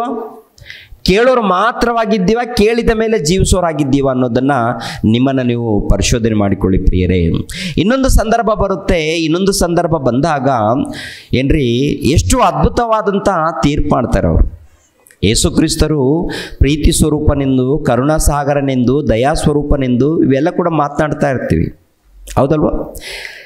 ಆತನು ಮಾಡಿರುವಂಥ ತೀರ್ಪು ಬಗ್ಗೆ ಒಂದು ಸಾರಿ ಆಲೋಚನೆ ಮಾಡೋಣ. ಯೋಹಾನನ ಬರೆದ ಸುವಾರ್ತೆ 8ನೇ ಅಧ್ಯಾಯ 3ನೇ ವಚನವನ್ನು ನೋಡಿ ಪ್ರಿಯರೇ. ಯೋಹಾನನ ಬರೆದ ಸುವಾರ್ತೆ 8ನೇ ಅಧ್ಯಾಯ 3ನೇ ವಚನ. ಆತನು ಕೂತುಕೊಂಡು ಜನರಿಗೆ ಉಪದೇಶ ಮಾಡುತ್ತಿರುವಲ್ಲಿ ಶಾಸ್ತ್ರಿಗಳು, ಪರಿಸಯ್ಯರು ವ್ಯಭಿಚಾರದಲ್ಲಿ ಸಿಕ್ಕಿದ್ದ ಒಬ್ಬ ಹೆಂಗಸನ್ನು ಆತನ ಬಳಿಗೆ ತಂದು ಆಕೆಯನ್ನು ನಡುವೆ ನಿಲ್ಲಿಸಿ, ಬೋಧಕನೇ, ಈ ಹೆಂಗಸು ವ್ಯಭಿಚಾರ ಮಾಡುತ್ತಿರುವಾಗಲೇ ಕೈಗೆ ಸಿಕ್ಕಿದಳು. ಇಂಥವಳನ್ನು ಕಲ್ಲೆಸೆದು ಕೊಲ್ಲಬೇಕೆಂದು ಮೋಶೆಯು ಧರ್ಮಶಾಸ್ತ್ರದಲ್ಲಿ ನಮಗೆ ಅಪ್ಪಣೆ ಕೊಟ್ಟಿದ್ದಾನೆ. ಈಕೆಯ ವಿಷಯದಲ್ಲಿ ನೀನು ಏನು ಹೇಳುತ್ತಿ ಎಂದು ಆತನನ್ನು ಕೇಳಿದರು. ನೀನೇನು ಹೇಳುತ್ತಿ? ಆತನನ್ನು ಕೇಳಿದರು. ಅಂದರೆ ಇವರು ಯಾರು ಬಂದಿದ್ದಾರೆ? ಪರಿಸಯ್ಯರು, ಯಾಜಕರು. ಪರಿಸಯ್ಯರು ಯಾರಪ್ಪ ಅಂತ ನೋಡುವಾಗ ಧರ್ಮಶಾಸ್ತ್ರದಲ್ಲಿ ಪಂಡಿತರು, ಪ್ರವೀಣರವರು. ಧರ್ಮಶಾಸ್ತ್ರ ಇದೆಯಲ್ಲ, ಹಳೆ ಒಡಂಬಡಿಕೆ ಇದೆ ನೋಡಿ, ಆದಿಕಾಂಡ ಮೊದಲುಗೊಂಡು ಮಲಾಕಿ ಗ್ರಂಥದವರೆಗೆ ಅವರು ಪ್ರವೀಣರು. ಆ ಪ್ರವೀಣರು ಬಂದು ಶಾಸ್ತ್ರದಲ್ಲಿ ಪಂಡಿತರು ಬಂದು ಯೇಸು ಕ್ರಿಸ್ತರನ್ನ ತಪ್ಪು ಹಿಡಿಬೇಕು ಎಂಬ ಆಲೋಚನೆಯಿಂದ ಇಲ್ಲಿ ಕರ್ಕೊಂಡು ಬಂದಿದ್ದಾರೆ. ಯಾರನ್ನ ಕರ್ಕೊಂಡು ಬಂದಿದ್ದಾರೆ ಅಂತ ನೋಡುವಾಗ ವ್ಯಭಿಚಾರ ಮಾಡುವಂಥ ಒಬ್ಬ ಸ್ತ್ರೀಯನ್ನು. ಅಂದರೆ ವ್ಯಭಿಚಾರ ಒಬ್ಬರು ಮಾಡ್ತಾರೆ, ಇಬ್ಬರು ಮಾಡ್ತಾರೆ ಪ್ರಿಯರೇ. ವ್ಯಭಿಚಾರ ಅನ್ನೋದು ಒಬ್ಬರ ಮೂಲಕ ನಡೆಯುತ್ತಾ, ಇಬ್ಬರ ಮೂಲಕ ನಡೆಯುತ್ತಾ? ಇಬ್ಬರ ಮೂಲಕ ನಡೆಯುತ್ತೆ. ಇವಾಗ ಇವರು ಯಾರನ್ನ ಹೇಳ್ಕೊಂಡು ಬಂದಿದ್ದಾರೆ? ಆ ಸ್ತ್ರೀಗಳನ್ನು ಮಾತ್ರ ಹೇಳ್ಕೊಂಡು ಬಂದಿದ್ದಾರೆ. ಮತ್ತೆ ಆ ಸ್ತ್ರೀಯ ಜೊತೆಗೆ ವ್ಯಭಿಚಾರ ಮಾಡಿದವನಲ್ಲಿ ಅವನನ್ನು ಯಾಕೆ ಬಿಟ್ಟಿದ್ದಾರೆ? ಇವರು ಅಂದರೆ ಇವರ ಗುಂಪಿನಲ್ಲಿ ಒಬ್ಬನ ಅಂದರೆ ಅವನನ್ನು ಬಿಟ್ಟು ಈಕೆಯನ್ನು ಮಾತ್ರ ಹೇಳ್ಕೊಂಡು ಬಂದಿದ್ದಾರೆ. ಅಯ್ಯ ಬೋಧಕನೇ, ಧರ್ಮಶಾಸ್ತ್ರದ ಪ್ರಕಾರ ಈಕೆಯನ್ನ ಕಲ್ಲೆಸೆದು ಕೊಂದಾಕಬೇಕು. ಯಾಕೆಂದ್ರೆ ನಾವು ನೇರವಾಗಿ ನೋಡಿದ್ದೀವಿ ಅಂದ್ರೆ ಆಕೆ ಜೊತೆ ಇನ್ನೊಬ್ಬನಿರ್ಬೇಕಲ್ಲ. ಅವನನ್ನು ಯಾಕೆ ಬಿಟ್ಟಿದ್ದಾರೆ? ಯಾಕಂದರೆ ಇವರು ಕೂಡ ಅದೇ ಆಲೋಚನೆಯಲ್ಲಿದ್ದವ್ರೆ. ಬಿಟ್ಟಿದ್ದಾರೆ, ಎಳ್ಕೊಂಡು ಬಂದಿದ್ದಾರೆ. ಆಕೆಯನ್ನು ಎಳ್ಕೊಂಡು ಬಂದು ಧರ್ಮಶಾಸ್ತ್ರದ ಪ್ರಕಾರ ಈಕೆಯನ್ನ ಕಲ್ಲೆಸೆದು ಕೊಂದಾಕ್ಬೇಕಂತಿರುತ್ತೆ. ಇವಾಗ ನೀವೇನು ಹೇಳ್ತಾರೆ ಹೇಳಿ ಅಂದಾಗ ಏನ್ರಿ, ಯೇಸು ಪ್ರಭು ಮೌನವಾಗಿರ್ತಾರೆ. ಮತ್ತೆ ಕೇಳ್ತಾರೆ ಪದೇ ಪದೇ. ಅವರು ಕೇಳಿದಾಗ ಏನ್ರಿ ಒಂದು ಮಾತು ಹೇಳ್ತಾರೆ, ಅದ್ಭುತವಾದಂಥ ಮಾತು. ಪ್ರೀತಿ ಇದೆಯಲ್ಲ, ಆ ಪ್ರೀತಿಯ ಹಿಂದೆ ಗುಣಗಳು ಇಲ್ಲಿರುತ್ತೆ ರೀ. ಎಂಥವರನ್ನ ಕ್ಷಮಿಸುವಂಥ ಗುಣ ಇದೆ ಅಂತ ನೋಡುವಾಗ ಪ್ರಿಯರ ದೇವ್ರ ಮಕ್ಕಳಿಗೆ ಧರ್ಮಶಾಸ್ತ್ರದ ಪ್ರಕಾರ ಖಂಡಿತವಾಗಿ ಕಲ್ಲೆಸೆದೆ ಕೊಂದಾಕ್ಬೇಕು ಆಕೆಯನ್ನು ಮಾತ್ರವಲ್ಲ, ಆಕೆ ಜೊತೆಗೆ ಇದ್ದಂಥ ವ್ಯಭಿಚಾರ ಯಾರು ಮಾಡಿದ್ದಾರೋ ಅವರನ್ನು. ಇವಾಗ ಯೇಸು ಕ್ರಿಸ್ತರ ಬಳಿಗೆ ಬಂದಾಗ ಪ್ರಿಯರ ದೇವ್ರ ಮಕ್ಕಳಿಗೆ ಈ ಒಂದು ವಿಷಯ ಬಂದಾಗ ಎಂಥ ಅದ್ಭುತವಾದಂಥ ತೀರ್ಪು ಮಾಡ್ತಾರೋ ಒಂದ್ಸರಿ ಆಲೋಚನೆ ಮಾಡಿ. ಇಂಥ ತೀರ್ಪನ್ನು ಕೇಳಿ ಅನೇಕ ಮಂದಿ ಯೇಸು ಕ್ರಿಸ್ತರನ್ನು ಇಷ್ಟಪಡ್ತಾರೆ ಪ್ರಿಯರಿ, ಅನೇಕರು. ಯಾಕೆಂದರೆ ಇಷ್ಟು ಅದ್ಭುತವಾದಂಥ ತೀರ್ಪು, ಜ್ಞಾನದಿಂದ ಮಾಡಿರುವಂಥ ತೀರ್ಪು ಯಾರು ಮಾಡಿಲ್ಲ ಅಂಥೇಳಿ ಬಹಳ ಮಂದಿ ಮೆಚ್ಕೊಳ್ತಾರೆ. ಅಷ್ಟಾಕೆ ಸ್ವಾಮಿ ವಿವೇಕಾನಂದರು ಇದ್ದಾರಲ್ಲ, ನಮ್ಮ ದೇಶದಲ್ಲಿ ಸ್ವಾಮೀಜಿ ಒಂದು ಕಾಲದಲ್ಲಿ ಜೀವಿಸಿದವರು ವಿವೇಕಾನಂದನವರು. ಪ್ರಿಯರಾದ ದೇವ್ರ ಮಕ್ಕಳಿರ, ಅವರು ಕೂಡ ಯೇಸು ಕ್ರಿಸ್ತರ ಬಗ್ಗೆ ಹೇಳಿರುವಂಥ ಮಾತಿನಂತೂ ನೋಡುವಾಗ, ನಾನು ಒಂದು ವೇಳೆ ಯೇಸು ಕ್ರಿಸ್ತರ ಕಾಲದಲ್ಲಿ ಯೆರೂಸಲೇಮ್ ಪಟ್ಟಣದಲ್ಲಿ ಇದ್ದಿದ್ದರೆ, ಯೇಸು ಕ್ರಿಸ್ತರ ಸಮಕಾಲೀನಲ್ಲಿ ನಾನು ಹುಟ್ಟಿದ್ರೆ, ನನ್ನ ಹೃದಯದಲ್ಲಿ ಹರಿಯುವಂಥ ರಕ್ತದ ಮೂಲಕ ಆತನ ಪಾದಗಳನ್ನು ತೊಳಿತಾ ಇದ್ದೆ ಅಂತ ಹೇಳ್ತಾರೆ. ಆತನ ಪಾದಗಳನ್ನು ನಾನು ತೊಳಿತಾ ಇದ್ದೆ ಅಂದರೆ, ಒಬ್ಬ ಸ್ವಾಮೀಜಿರವರು ಆ ಮಾತು ಹೇಳಿದ್ದಾರಂದರೆ, ಪ್ರಿಯರಾದ ದೇವ್ರ ಮಕ್ಕಳಿಗೆ ಆಲೋಚನೆ ಮಾಡಿ, ಯೇಸು ಕ್ರಿಸ್ತರು ಎಷ್ಟು ಉನ್ನತವಾದಂಥ ಶ್ರೇಷ್ಠ ಪುರುಷನು, ಪರಿಶುದ್ಧನು. ಒಂದ್ಸರಿ ಆಲೋಚನೆ ಮಾಡಿ ಪ್ರಿಯರೇ. ಕಪಟ ಇಲ್ಲದಂಥ ವ್ಯಕ್ತಿ, ಮೋಸವಿಲ್ಲದಂಥ ವ್ಯಕ್ತಿ ಪ್ರಿಯರೇ, ಅದ್ಭುತ ಸ್ವರೂಪನು. ಆತನು ಮಾತಾಡುವಂಥ ಮಾತು ನೋಡಿ ಒಂದ್ಸಾರಿ 7ನೇ ವಚನವನ್ನು, ಅವರು ಆತನನ್ನು ಬಿಡದೆ ಕೇಳುತ್ತಿರುವಾಗ ಆತನು ನೆಟ್ಟಗೆ ಕೂತುಕೊಂಡು ಅವರಿಗೆ, ನಿಮ್ಮಲ್ಲಿ ಪಾಪವಿಲ್ಲದವನು ಯಾರೋ ಅವನೇ ಮೊದಲು ಆಕೆಯ ಮೇಲೆ ಕಲ್ಲನ್ನು ಹಾಕಲಿ. ಅಂದರೆ ಧರ್ಮಶಾಸ್ತ್ರದ ಪ್ರಕಾರ ಕಲ್ಲನ್ನು ಹಾಕ್ಬೇಕಂತ ಇರುತ್ತೆ. ಓಕೆ, ನಾನು ಒಪ್ಕೊಳ್ತೀನಿ, ದೇವರೇ ಹೇಳಿದ್ದಾರೆ, ಇಲ್ಲಂತನಲ್ಲ. ಆದರೆ ಇವಾಗ ನಿಮ್ಮಲ್ಲಿ ಪಾಪ ಮಾಡದವನು ಯಾವನಿದ್ದಾನೆ? ನಿಮ್ಮಲ್ಲಿ ಪಾಪ ಮಾಡದವರು ಯಾರಿದ್ದಾರೆ ಅವರು ಬಂದು ಮೊಟ್ಟ ಮೊದಲು ಆಕೆ ಮೇಲೆ ಆಕೆ ಪಾಪ ಮಾಡಿದ್ದಾರೆ, ನಾನು ಒಪ್ಕೊಳ್ತೀನಿ, ಖಂಡಿತವಾಗಿ ಪಾಪ ಮಾಡಿದ್ದಾಳೆ. ಧರ್ಮಶಾಸ್ತ್ರದ ಪ್ರಕಾರ ಆಕೆಯನ್ನು ಕೊಂದಾಕಬೇಕು, ಅದು ರೈಟ್, ನಾನು ಹೇಳ್ತೀನಿ. ಆದರೆ ನಾನು ಹೇಳುವಂಥ ಮಾತು ಗಮನಿಸ್ರಿ, ಏನು ಗೊತ್ತಾ? ನಿಮ್ಮಲ್ಲಿ ಪಾಪ ಮಾಡದವನು ಯಾರಿದ್ದಾರೋ ಅವನು ಮೊಟ್ಟ ಮೊದಲು ಆಕೆ ಮೇಲೆ ಕಲ್ಲೆಸಲಿ. ಯೇಸು ಪ್ರಭು ಹೇಳಿರುವಂಥದ್ದು. ಈ ಮಾತನ್ನು ಕೇಳಿದಾಗ ಈಕೆ ಇಲ್ಲಿದ್ದಾಳೆ, ಯೇಸು ಕ್ರಿಸ್ತರ ಪಾದದ ಬಳಿಯಲ್ಲಿ ಎಳ್ಕೊಂಡು ಬಂದಿದ್ದಾರೆ. ಎಲ್ಲರ ಕೈಗಳಲ್ಲಿ ಕಲ್ಲುಗಳಿದೆ. ಯಾವನು ಒಯ್ತಾನೆ ನೋಡ್ತಾ ಇದ್ದಾನೆ. ಅಲ್ಲೇನು ಗೊತ್ತಾ? ಪಾಪ ಮಾಡಿದವನು ಇನ್ನೊಬ್ಬರ ಪಾಪಗಳನ್ನು ಎಣಿಸುವಂಥ ಅಧಿಕಾರ ಇಲ್ಲ ಅಂತ ಹೇಳ್ತಾರೆ. ಪಾಪ ಮಾಡಿದವರು ಇನ್ನೊಬ್ಬರ ತಪ್ಪುಗಳನ್ನು ಎಣಿಸುವಂಥ ಅಧಿಕಾರ ಇಲ್ಲ ಅಂತ ಹೇಳ್ತಾರೆ. ಇವಾಗ ನೋಡಿ ಪ್ರಿಯರ ದೇವರ ಮಕ್ಕಳಿರ, ನಾವು ಯಾರ ತಪ್ಪುಗಳನ್ನು ಲೆಕ್ಕ ಮಾಡ್ತಾ ಇರ್ತೀವಮ್ಮ? ನಾವೆಲ್ಲರೂ ಕೂಡ ಯಾರ ತಪ್ಪುಗಳನ್ನು ಲೆಕ್ಕ ಮಾಡ್ತಾ ಇರ್ತೀವಿ? ಬೇರೆಯವರ ತಪ್ಪುಗಳನ್ನು ಲೆಕ್ಕ ಮಾಡ್ತಾ, ಅಂದರೆ ಬೇರೆಯವರು ಅವ್ರು ತಪ್ಪು ಮಾಡಿದ್ರು, ಇವ್ರು ತಪ್ಪು ಮಾಡಿದ್ರು, ಇವ್ರು ಪಾಪ ಮಾಡಿದ್ರು, ಅವ್ರು ಪಾಪ ಮಾಡಿದ್ರು, ಅವರು ಸರಿ ಇಲ್ಲ, ಇವ್ರು ಸರಿ ಇಲ್ಲ, ಇವ್ರು ಸರಿ, ಮತ್ತು ನಾವು ಸರಿ ಇದ್ದೀವಾ? ಅವರು ಸರಿ ಇಲ್ಲ, ಇವರು ಸರಿ ಇಲ್ಲ, ಅವರು ಸರಿ ಇಲ್ಲ, ಇವರು ಸರಿ ಇಲ್ಲ, ಟೋಟಲ್ ಎಲ್ಲರ ಬಗ್ಗೆ, ಇತರರ ಬಗ್ಗೆ ಹೇಳ್ಕೊಳ್ತೀವಿ. ನಾವು ಹೇಗಿದ್ದೀವಿ ಅನ್ನೋದನ್ನು ಹೋಗ್ಬೇಕು. ಯಾಕಂದರೆ ಯೇಸು ಕ್ರಿಸ್ತರ ಮಾತಿನಲ್ಲಿ ಅರ್ಥ ಏನಪ್ಪ ಅಂತ ನೋಡುವಾಗ, ನೀವು ಸರಿ ಇದ್ದೀರಾ? ಯೇಸು ಕ್ರಿಸ್ತರ ಮಾತಿನಲ್ಲಿ ಅರ್ಥ ಏನಪ್ಪ ಅಂತ ನೋಡುವಾಗ, ನೀವು ನೀತಿವಂತರ, ನೀವು ಭಕ್ತರ, ನಿಜವಾಗ್ಲೂ ಧರ್ಮಶಾಸ್ತ್ರದ ಪ್ರಕಾರ ದೇವರಿಗೆ ಒಳಪಟ್ಟವರ, ಪಾಪ ಮಾಡದವರ, ನೀವು ಪಾಪ ಮಾಡಿಲ್ವಾ? ನೀವು ಯಥಾರ್ಥವಾಗಿದ್ದೀರಾ? ಭಕ್ತಿಯಲ್ಲಿದ್ದೀರಾ? ಹೇಗೆ ಇದ್ದೀರಾ ನೀವೆಲ್ಲರೂ ಕೂಡ ಅಂತೇಳಿ ಆಗಿನ ಕಾಲದಲ್ಲಿ ಪರಿಸಾಯರಲ್ವ, ಪರಿಸಾಯರಂದರೆ ಧರ್ಮಶಾಸ್ತ್ರದ ಉಪದೇಶಕರು, ಜ್ಞಾನಿಗಳವರು, ಯಾಜಕರು ಉನ್ನತರು, ಅವರು ಮಹಾಯಾಜಕರು ಉನ್ನತರು. ಅವ್ರಿಗೆ ಹೇಳ್ತಾರೆ, ನಿಮ್ಮಲ್ಲಿ ಯಾವನು ಪಾಪ ಮಾಡಿಲ್ವೋ ಮೊಟ್ಟ ಮೊದಲು ಈಕೆ ಮೇಲೆ ಕಲ್ಲನ್ನು ಎಸಿಲಿ ಅಂತ. ಅಂದರೆ ನೋಡಿ ಪ್ರಿಯರಾದ ದೇವರ ಮಕ್ಕಳಿಗೆ ಅದ್ಭುತವಾದಂಥ ತೀರ್ಪು. ಪಾಪ ನೋಡುವಾಗ ಎಲ್ಲರೂ ಪಾಪ ಮಾಡಿದ್ದಾರೆ, ಆದರೆ ನೀವು ಇನ್ನೊಬ್ಬರ ಮೇಲೆ ಕಲ್ಲು ಎಸೀತಾ ಹೋಗಿದ್ರೆ ಮೊಟ್ಟ ಮೊದಲು ನಿಮ್ಮ ಮೇಲೇ ಕಲ್ಲು ಬೀಳುತ್ತೆ. ಅಂದರೆ ಇವಾಗ ಏನಪ್ಪ ಅಂದರೆ ಈ ದಿನಗಳಲ್ಲಿ ಏನಪ್ಪ ಅಂದರೆ ಇನ್ನೊಬ್ಬರ ಬಗ್ಗೆ ಯೋಚನೆ ಮಾಡೋದಲ್ಲಯ್ಯ, ನಮ್ಮ ಬಗ್ಗೆ ನಾವು ಯೋಚನೆ ಮಾಡ್ಕೊಳ್ಬೇಕು. ನಾನು ಸರಿಯಾಗಿದ್ದೀನಾ ಇಲ್ವಾ ಅಂತ, ನಾನು ಸರಿಯಾಗಿದ್ದೀನಾ ಇಲ್ವಾ, ನಾನು ಯೇಸು ಕ್ರಿಸ್ತರಿಗೆ ಹತ್ತಿರವಾಗಿದ್ದೀನಾ ಇಲ್ವಾ, ನಾನು ಯೇಸು ಕ್ರಿಸ್ತರ ಮಾತಿಗೆ ಒಳಪಟ್ಟಿದ್ದೀನಾ ಅಥವಾ ಭಿನ್ನವಾಗಿದ್ದೀನಾ, ದೇವ್ರು ನನ್ನನ್ನು ನೋಡಿದ್ರೆ ಇಷ್ಟಪಡ್ತಾನಾ, ದೇವ್ರು ನನ್ನನ್ನು ನೋಡಿದರೆ ಪರಲೋಕಕ್ಕೆ ಸೇರಿಸ್ಕೊಳ್ತಾನಾ ಇಲ್ವಾ ಅಂತೇಳಿ ನಮ್ಮನ್ನು ನಾವು ಪರಿಶೋಧನೆ ಮಾಡ್ಕೊಳ್ಬೇಕು. ಪ್ರಿಯರಾದ ದೇವ್ರ ಮಕ್ಕಳಿಗೆ ನಮ್ಮನ್ನು ನಾವು ಪರಿಶೋಧನೆ ಮಾಡಿಕೊಳ್ಳೋದು ಬಿಟ್ಟು ಇತರರನ್ನು ನೋಡ್ತಾ ಇರ್ತೀವಿ ನಾವೆಲ್ಲರೂ ಕೂಡ. ಇತರನ್ನು ನೋಡಿದ್ರೆ ನಮ್ಗೆ ಲಾಭ ಇದೆಯಾ ಅಮ್ಮ? ಇನ್ನೊಬ್ಬರ ಬಗ್ಗೆ ಯೋಚನೆ ಮಾಡಿದ್ರೆ ನಮ್ಗೆ ಲಾಭ ಇದೆಯಾ, ಅಥವಾ ನಮ್ಮನ್ನು ನಾವು ಯೋಚನೆ ಮಾಡಿಕೊಂಡು ನಮ್ಮ ತಪ್ಪುಗಳನ್ನು ಸರಿ ಮಾಡಿಕೊಂಡ್ರೆ ನಮ್ಗೆ ಲಾಭ ಇದೆಯಾ? ನಮಗೆ ಲಾಭ, ನಮಗೆ ನಿತ್ಯಲೋಕ ಯಾವಾಗ ಸಿಗುತ್ತೆ? ನಮ್ಮನ್ನು ನಾವು ಸರಿಪಡಿಸ್ಕೊಂಡ್ರೆ ನಮಗೆ ನಿತ್ಯಲೋಕ. ಏನ್ರಿ ಅರ್ಥ ಆಗುತ್ತಾ ರೀ? ಯೇಸು ಕ್ರಿಸ್ತರ ಬೋಧನೆ ಅರ್ಥ ಆಗುತ್ತಾ? ನಮ್ಮನ್ನು ನಾವು ಸರಿಪಡಿಸ್ಕೊಂಡ್ರೆ ನಮಗೆ ನಿತ್ಯಲೋಕ. ಇನ್ನೊಬ್ಬರ ಬಗ್ಗೆ ಇನ್ನೊಬ್ಬರ ತಪ್ಪುಗಳ ಬಗ್ಗೆ ಮಾತಾಡಿದ್ರೆ ನಮ್ಗೆ ಏನು ಸಿಗಲ್ಲ, ಏನು ಸಿಗಲ್ಲ, ನಿತ್ಯಲೋಕ ಸಿಗಲ್ಲ ನಮಗೆ. ಮೊಟ್ಟ ಮೊದಲು ನನ್ನ ಹೃದಯ ಹೇಗಿದೆ, ಅದಕ್ಕೆ ನಿಮ್ಮನ್ನು ನೀವು ಪರಿಶೋಧನೆ ಮಾಡಿಕೊಡ್ರಿ ಅಂತ ಹೇಳ್ತಾರೆ. ಎಲ್ಲಿರುತ್ತೆ ಆ ಮಾತನ್ನ? ಕೊರಿಂಥದವರಿಗೆ ಬರೆದ 2ನೇ ಪತ್ರಿಕೆ 13ನೇ ಅಧ್ಯಾಯ 5ನೇ ವಚನವನ್ನು ನೋಡಿ ಪ್ರಿಯರೇ. ಕೊರಿಂಥದವರಿಗೆ ಬರೆದ 2ನೇ ಪತ್ರಿಕೆ 13ನೇ ಅಧ್ಯಾಯ 5ನೇ ವಚನವನ್ನು ನೋಡಿ ಪ್ರಿಯರಾದ ದೇವರ ಮಕ್ಕಳಿರ. ಕೊರಿಂಥದವರಿಗೆ ಬರೆದ 2ನೇ ಪತ್ರಿಕೆ 13ನೇ ಅಧ್ಯಾಯ 5ನೇ ವಚನ. ಕ್ರೈಸ್ತ ನಂಬಿಕೆಯಲ್ಲಿ ಇದ್ದೀರೋ ಇಲ್ಲವೋ ಎಂದು ನಿಮ್ಮನ್ನು ನೀವು ಪರೀಕ್ಷಿಸಿಕೊಳ್ಳಿರಿ, ನಿಮ್ಮನ್ನು ಪರಿಶೋಧಿಸಿಕೊಳ್ಳಿರಿ, ನಿಮ್ಮನ್ನು ನೀವು ಪರಿಶೋಧನೆ ಮಾಡಿಕೊಳ್ಳಿರಿ. ಅಂದರೆ ಕ್ರಿಸ್ತನ ನಂಬಿಕೆಯಲ್ಲಿ ಇದ್ದೀರೋ ಇಲ್ಲವೋ ಎಂದು ನಿಮ್ಮನ್ನು ನೀವೇ ಪರೀಕ್ಷಿಸಿಕೊಳ್ಳಿರಿ, ನಿಮ್ಮನ್ನು ಪರಿಶೋಧಿಸಿಕೊಳ್ಳಿರಿ. ಅಂದರೆ ನಿಮ್ಮನ್ನು ನೀವು ಪರಿಶೋಧನೆ ಮಾಡಿಕೊಳ್ಳ್ರಿ ಅಂತ ಹೇಳ್ತಾ ಇದ್ದಾರೆ. ಅರ್ಥ ಏನಪ್ಪ ಅಂತ ನೋಡುವಾಗ, ಇವಾಗ ನನ್ನನ್ನು ನಾನಿದ್ದೀನಲ್ಲ, ನನ್ನಲ್ಲಿ ಏನಾದರೂ ತಪ್ಪು ನಡೀತಾ ಇದೆಯಾ, ನನ್ನಲ್ಲಿ ಏನಾದರೂ ತಪ್ಪು ನಡೀತಾ ಇದೆಯಾ? ತಪ್ಪು ನಡೆದಾಗ ನನ್ನನ್ನು ನಾನು ಸರಿ ಮಾಡ್ಕೊಳ್ಬೇಕು, ನನ್ನನ್ನು ನಾನು ಸರಿ ಮಾಡ್ಕೊಳ್ಬೇಕು. ಅದೇ ಪ್ರಕಾರ ಪ್ರತಿಯೊಬ್ಬರು ಕೂಡ ಯೋಚನೆ ಮಾಡ್ಬೇಕಂತ ಹೇಳ್ತಾರೆ ಇಲ್ಲಿ, ಪ್ರತಿಯೊಬ್ಬರು ಕೂಡ.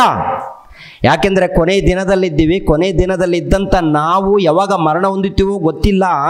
ಮರಣ ಹೊಂದುವುದರೊಳಗಾಗಿ ನಮ್ಮ ತಪ್ಪುಗಳನ್ನು ಸರಿಪಡಿಸಿಕೊಂಡು ದೇವರ ಮಾರ್ಗದಲ್ಲಿ ನಡೆದು, ಭಯ ಭಕ್ತಿಯಿಂದ ನಡೆದು, ದೇವರು ಮೆಚ್ಚುವಂಥ ರೀತಿಯಲ್ಲಿ ನಡೆದು, ದೇವರು ಮೆಚ್ಚುವಂಥ ರೀತಿಯಲ್ಲಿ ಹಾಡುಗಳು, ದೇವರು ಮೆಚ್ಚುವಂಥ ರೀತಿಯಲ್ಲಿ ಆರಾಧನೆ, ದೇವರು ಮೆಚ್ಚುವಂಥ ರೀತಿಯಲ್ಲಿ ಕ್ರಿಯೆಗಳು ಮಾಡಿ, ದೇವರ ಕೆಲಸ ಮಾಡಿ ಮರಣ ಹೊಂದಿ ದೇವರ ಬಳಿಗೆ ಸೇರಬೇಕಾಗುತ್ತೆ. ಪ್ರಿಯರಾದ ದೇವರ ಮಕ್ಕಳಿಗೆ, ದೇವರ ಬಳಿಗೆ ಸೇರಬೇಕಾದ್ರೆ ಪರಿಶುದ್ಧರಾಗಿರ್ಬೇಕಲ್ವಾ, ನೀತಿವಂತರಾಗಿರ್ಬೇಕಲ್ವಾ, ನಂಬಿಕೆ ಉಳ್ಳವರಾಗಿರ್ಬೇಕಲ್ವಾ? ಹಾಗಿರಬೇಕು ಪ್ರಿಯರಾದ ದೇವರ ಮಕ್ಕಳಿರ,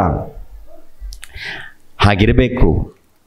ಅದಕ್ಕೆ ಅಪೊಸ್ತಲನಾಗಿರುವಂಥ ಪೌಲನು ಹೇಳ್ತಾನೆ, ಇನ್ನೊಬ್ಬರ ತಪ್ಪುಗಳು ಅಲ್ಲಪ್ಪ, ನಾವು ಹೇಗಿದ್ದೀವಿ ನೋಡ್ಕೊಳ್ಳಿ, ನಾವು ಹೇಗಿದ್ದೀವಿ ನೋಡ್ಕೊಳ್ಳಿ, ನಿಮ್ಮನ್ನು ನೀವು ನೋಡ್ಕೊಳ್ಳಿ. ಅಂದರೆ ಕ್ರೈಸ್ತನ ನಂಬಿಕೆಯಲ್ಲಿ ಇದ್ದೀರಾ ಇಲ್ವಾ? ಕ್ರೈಸ್ತನ ನಂಬಿಕೆಯಲ್ಲಿ ಅಂದರೆ ಮೊಟ್ಟ ಮೊದಲು ನಿನ್ನ ಹೃದಯದಲ್ಲಿ ಏನಿದೆ ನೋಡಿಕೋದು, ಸರಿ ಮಾಡ್ಕೊ. ಒಂದು ವೇಳೆ ಹೃದಯದಲ್ಲಿ ಪಾಪ ಇದೆಯಾ, ವಾಕ್ಯದ ಮೂಲಕ ಸರಿ ಮಾಡ್ಕೊ ಮಗನೇ ಮಗಳೇ ಅಂತ ಹೇಳ್ತಾರೆ ಪ್ರಭು. ಅದಕ್ಕೆ ಪರಿಸಾಯರೆಲ್ಲರೂ ಬಂದಾಗ, ಈಕೆ ಪಾಪ ಮಾಡುವಂಥ ಸಮಯದಲ್ಲಿ, ವ್ಯಭಿಚಾರ ಮಾಡುವಂಥ ಸಮಯದಲ್ಲಿ ನಾವು ನೋಡಿದ್ದೇವೆ ಪ್ರಭು, ಬೋಧಕನೇ ಕಲ್ಲೆಸೆದು ಕೊಂದಾಗಬೇಕಂತ ಧರ್ಮಶಾಸ್ತ್ರದಲ್ಲಿ ಇರುತ್ತೆ. ಏನು ಹೇಳ್ತೀರಾ ಹೇಳಿ? ನಿಮ್ಮಲ್ಲಿ ಯಾರು ತಪ್ಪು ಮಾಡಿಲ್ವೋ, ಯಾರು ಪಾಪ ಮಾಡಿಲ್ವೋ, ಆತನು ಮೊಟ್ಟ ಮೊದಲು ಆಕೆ ಮೇಲೆ ಕಲ್ಲನ್ನು ಎಸಿಲಿ ಅಂತ ಹೇಳಿದಾಗ ಎಲ್ಲರೂ ಕೂಡ ಕಲ್ಲನ್ನು ಬಿಸಾಡಿಬಿಟ್ಟು ಹೊರಟೋಗ್ತಾರೆ. ಒಬ್ಬರ ನಂತರ ಒಬ್ಬರು ಹೊರಟೋಗ್ತಾರೆ. ಯಾಕೆ? ಅವ್ರ ತಪ್ಪುಗಳನ್ನು ಅರ್ಥ ಮಾಡ್ಕೊಳ್ಳೋದು. ಹೌದು, ಯಾಕಂದರೆ ನಾನು ಪಾಪಿ ಅಂತ ಹೇಳಿ ಯಾಜಕರ ಮೊದಲುಗೊಂಡು ಸಾಮಾನ್ಯರವರೆಗೆ ಎಲ್ಲರೂ ಹೊರಟೋಗ್ತಾರೆ ಪ್ರಿಯರೇ. ಯಾಕೆಂದರೆ ತಪ್ಪು ಮಾಡಿದಾಗ ಕೊಂದಾಕುವಂಥ ಅಭ್ಯಾಸ ಅವ್ರಿಗಿದೆ. ಧರ್ಮಶಾಸ್ತ್ರದಲ್ಲಿ ಹಾಗೆ ಬರೆಯಲ್ಪಟ್ಟಿರುತ್ತೆ. ಅದು ನೀತಿವಂತರಿಗೆ ವರ್ತಿಸುತ್ತೆ. ಪಾಪಿಗಳೇನ್ರಿ, ಪಾಪ ಮಾಡಿದವರು ಬಂದು ಇನ್ನೊಬ್ಬ ಪಾಪಿಗಳನ್ನು ಕೊಂದಾಕುವಂಥ ಅಧಿಕಾರ ಇಲ್ಲ. ಪಾಪ ಮಾಡಿದವರು ಬಂದು ಇನ್ನೊಬ್ಬರ ಬಗ್ಗೆ ತೀರ್ಪು ಮಾಡುವಂಥ ಅಧಿಕಾರ ಇಲ್ಲ. ಯಾಕೆಂದ್ರೆ ಒಂದು ವೇಳೆ ಇನ್ನೊಬ್ಬರ ಬಗ್ಗೆ ತೀರ್ಪು ಮಾಡಕ್ಕೆ ಹೋದ್ರೆ, ಇನ್ನೊಬ್ಬರ ತಪ್ಪುಗಳನ್ನು ಎಣಿಸೋಕೆ ಹೋದ್ರೆ ನಾವೇ ಪಾಪಿಗಳಾಗ್ತೀವಿ. ನಾವು ದೇವರಲ್ಲಿ ಸಿಕ್ಕಾಕೊಳ್ತೀವಿ. ಪ್ರಿಯರಾದ ದೇವರ ಮಕ್ಕಳಿರ, ದೇವರ ಬಳಿಯಲ್ಲಿ ಲೆಕ್ಕ ಕೊಡಬೇಕಾಗತ್ತೆ. ದೇವರ ಬಳಿಯಲ್ಲಿ. ಯಾಕೆಂದರೆ ನಿಮ್ಮ ಮಾತಿನ ಪ್ರಕಾರ ನೀವೇನು ಮಾತಾಡ್ತೀರಾ ಆ ಮಾತಿನ ಮೇಲೆ ತೀರ್ಪು ನಡೆಯುತ್ತೆ ಅಂತ ಹೇಳ್ತಾರೆ. ಮತ್ತಾಯನ ಬರೆದ ಸುವಾರ್ತೆ 12ನೇ ಅಧ್ಯಾಯ 36ನೇ ವಚನ. ಮತ್ತಾಯನ ಬರೆದ ಸುವಾರ್ತೆ 12ನೇ ಅಧ್ಯಾಯ 36ನೇ ವಚನ ನೋಡಿ ಪ್ರಿಯರೇ. ಮತ್ತಾಯನ ಬರೆದ ಸುವಾರ್ತೆ 12ನೇ ಅಧ್ಯಾಯ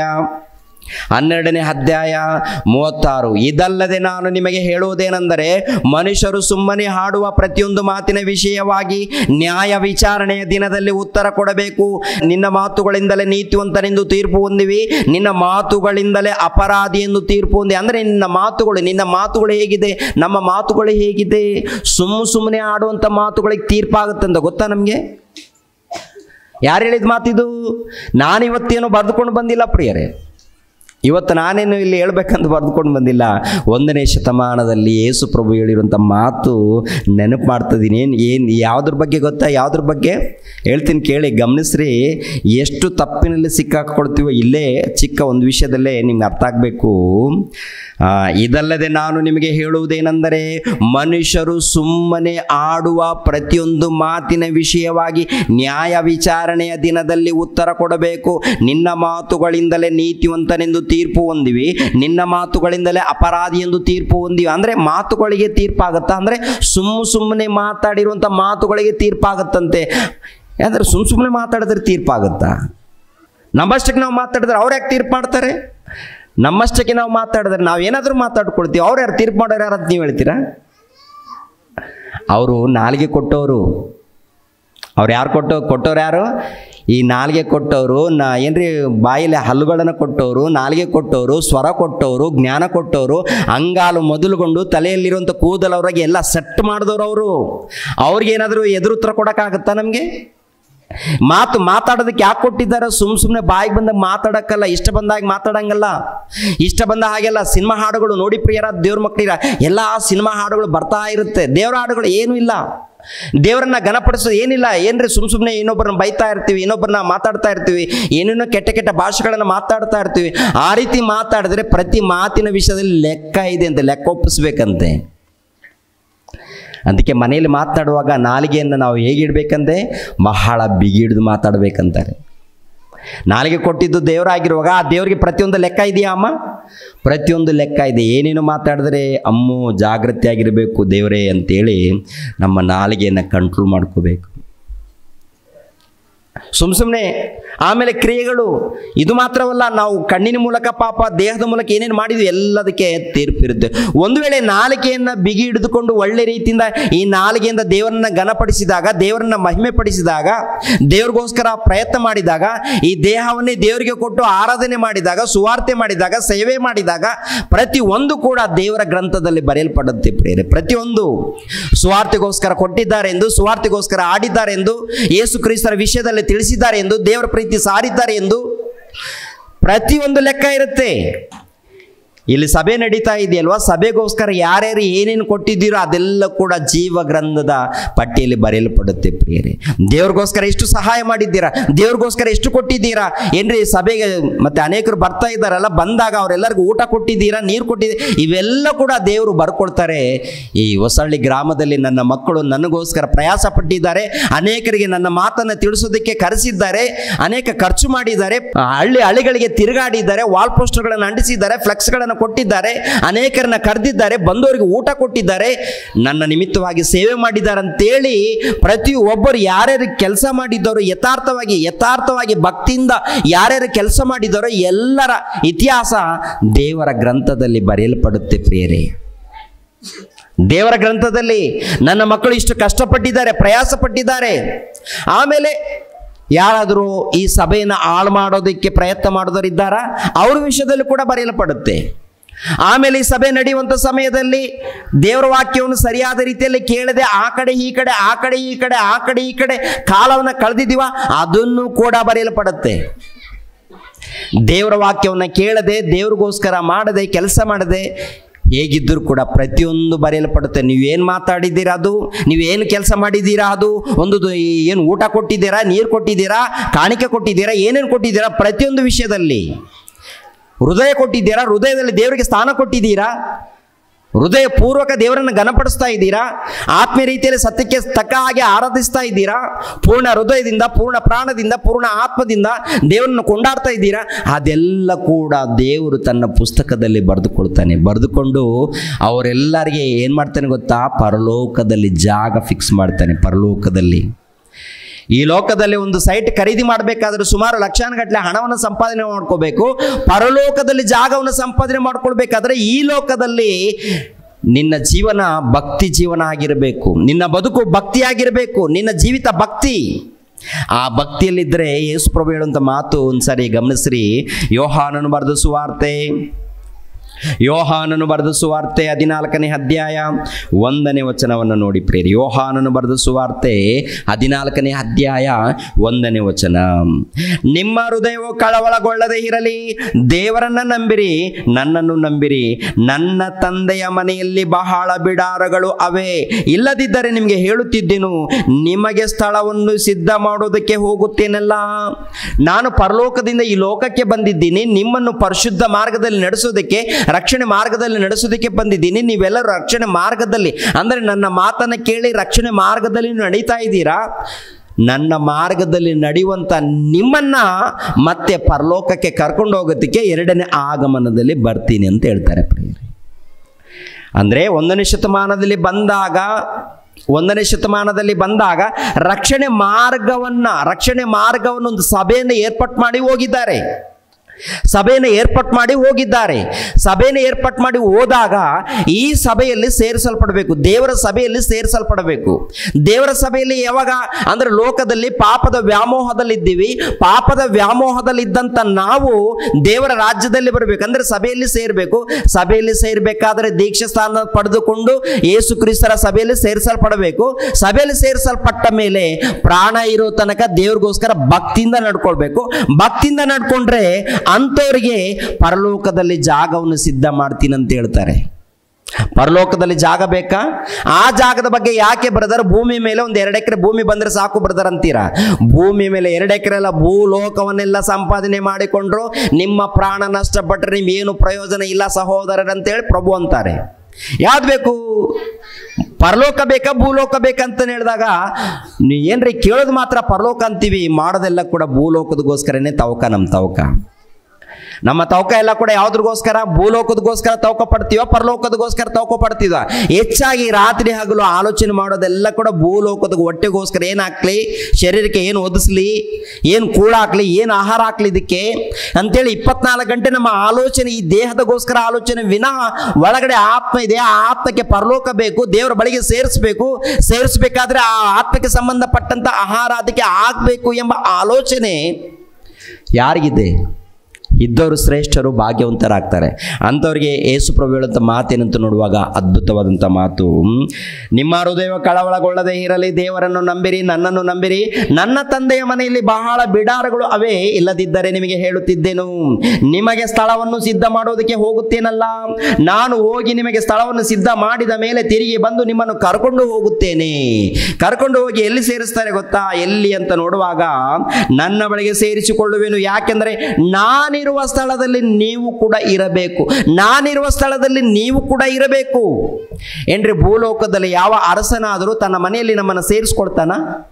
ಭೂಲೋಕದಲ್ಲಿ ಒಬ್ಬ ಅರಸನು ತನ್ನ ಮನೆಯಲ್ಲಿ ನಮ್ಮನ್ನು ಸೇರಿಸ್ಕೊಳ್ತಾನ? ಒಬ್ಬ ಒಡೆಯನು, ಇಲ್ಲಾಂದ್ರೆ ಒಬ್ಬ ಚಕ್ರವರ್ತಿ, ಈ ಲೋಕದಲ್ಲಿ ದೊಡ್ಡ ಅರಸನು, ದೊಡ್ಡ ಚಕ್ರವರ್ತಿ ಇಲ್ಲ ಪ್ರಧಾನ ಮಂತ್ರಿ ಅವ್ರ ಮನೆಯಲ್ಲಿ ಏನಾದರೂ ನಮ್ಮನ್ನು ಸೇರಿಸ್ಕೊಳ್ತಾರ? ಅವ್ರ ಮನೆಯಲ್ಲಿ ಅವ್ರ ಜೊತೆಯಲ್ಲಿ ಕುಂದಿರ್ಸ್ಕೊಳ್ತಾರ? ಮುಖ್ಯಮಂತ್ರಿಗಳಾಗಿರ್ಬೋದು, ಪ್ರಧಾನ ಮಂತ್ರಿಗಳಾಗಿರ್ಬೋದು, ಯಾರೋ ಒಬ್ಬ ಒಡೆಯನಾಗಿರ್ಬೋದು, ಚಕ್ರವರ್ತಿ ಆಗಿರ್ಬೋದು, ನಮ್ಮನ್ನ ಅವ್ರ ಮನೆಯಲ್ಲಿ ಸೇರಿಸ್ಕೊಳ್ತಾರಾ? ಯಾರು ಸೇರಿಸ್ಕೊಳ್ತಾರೆ ಗೊತ್ತಾ? ದೇವರು. ಏಸಯ್ಯ ನಮ್ಮನ್ನ ಪರಲೋಕದಲ್ಲಿ ಎಲ್ಲಿ ಸೇರಿಸ್ಕೊಳ್ತಂತ ನೋಡುವಾಗ ತನ್ನ ಬಳಿಯಲ್ಲಿ ನೀವೆಲ್ಲರೂ ನನ್ನ ಬಳಿಗೆ ಬರಬೇಕು, ನನ್ನ ಬಳಿಗೆ ಬರಬೇಕಾದ್ರೆ ನಾನು ಹೋಗಿದ್ದೀನಿ, ಪರಲೋಕಕ್ಕೆ ಹೋಗ್ತೀನಲ್ಲ, ಪರಲೋಕಕ್ಕೆ ಹೋಗಿ ಮತ್ತೆ ಬರ್ತೀನಿ, ಬಂದು ನಿಮ್ಮೆಲ್ಲರನ್ನ ಪರಲೋಕಕ್ಕೆ ಕರ್ಕೊಂಡು ಹೋಗ್ತೀನಿ. ಅಲ್ಲಿ ನನ್ನ ಬಳಿಯಲ್ಲಿ ನಿಮ್ಮನ್ನೆಲ್ಲರನ್ನ ಸೇರಿಸ್ಕೊಳ್ತೀನಿ, ನಾನಿರುವಂಥ ಸ್ಥಳದಲ್ಲಿ. ನಾನಿರುವಂಥ ಸ್ಥಳದಲ್ಲಿ. ಅದಕ್ಕೆ ಪರಲೋಕದಲ್ಲಿ ಸ್ಥಳವನ್ನು ಸಿದ್ಧ ಮಾಡೋದಕ್ಕೆ ಹೋಗ್ತಾ ಇದ್ದೀವಿ. ಎಲ್ಲರಿಗೂ ಯಾರು ಎಷ್ಟು ಮಂದಿ ಭಕ್ತರಿದ್ದಾರೋ, ಎಷ್ಟು ಮಂದಿ ನಂಬಿಕೆಯಿಂದ, ಪ್ರೀತಿಯಿಂದ, ವಿಶ್ವಾಸದಿಂದ ಜೀವಿಸ್ತಾರೋ ಅವರೆಲ್ಲರಿಗೂ ಪರಲೋಕದಲ್ಲಿ ಜಾಗ ಇದೆ. ನಾನು ಕೊಡ್ತಾ ಇದ್ದೀನಿ, ಏರ್ಪಾಟ್ ಮಾಡ್ತೀನಿ. ಎಂಥದ್ದು ಗೊತ್ತಾದು? ಎಂಥ ಸ್ಥಳ ಗೊತ್ತಾದು? ಕೊರಿಂಥದವರಿಗೆ ಬರೆದ ಎರಡನೇ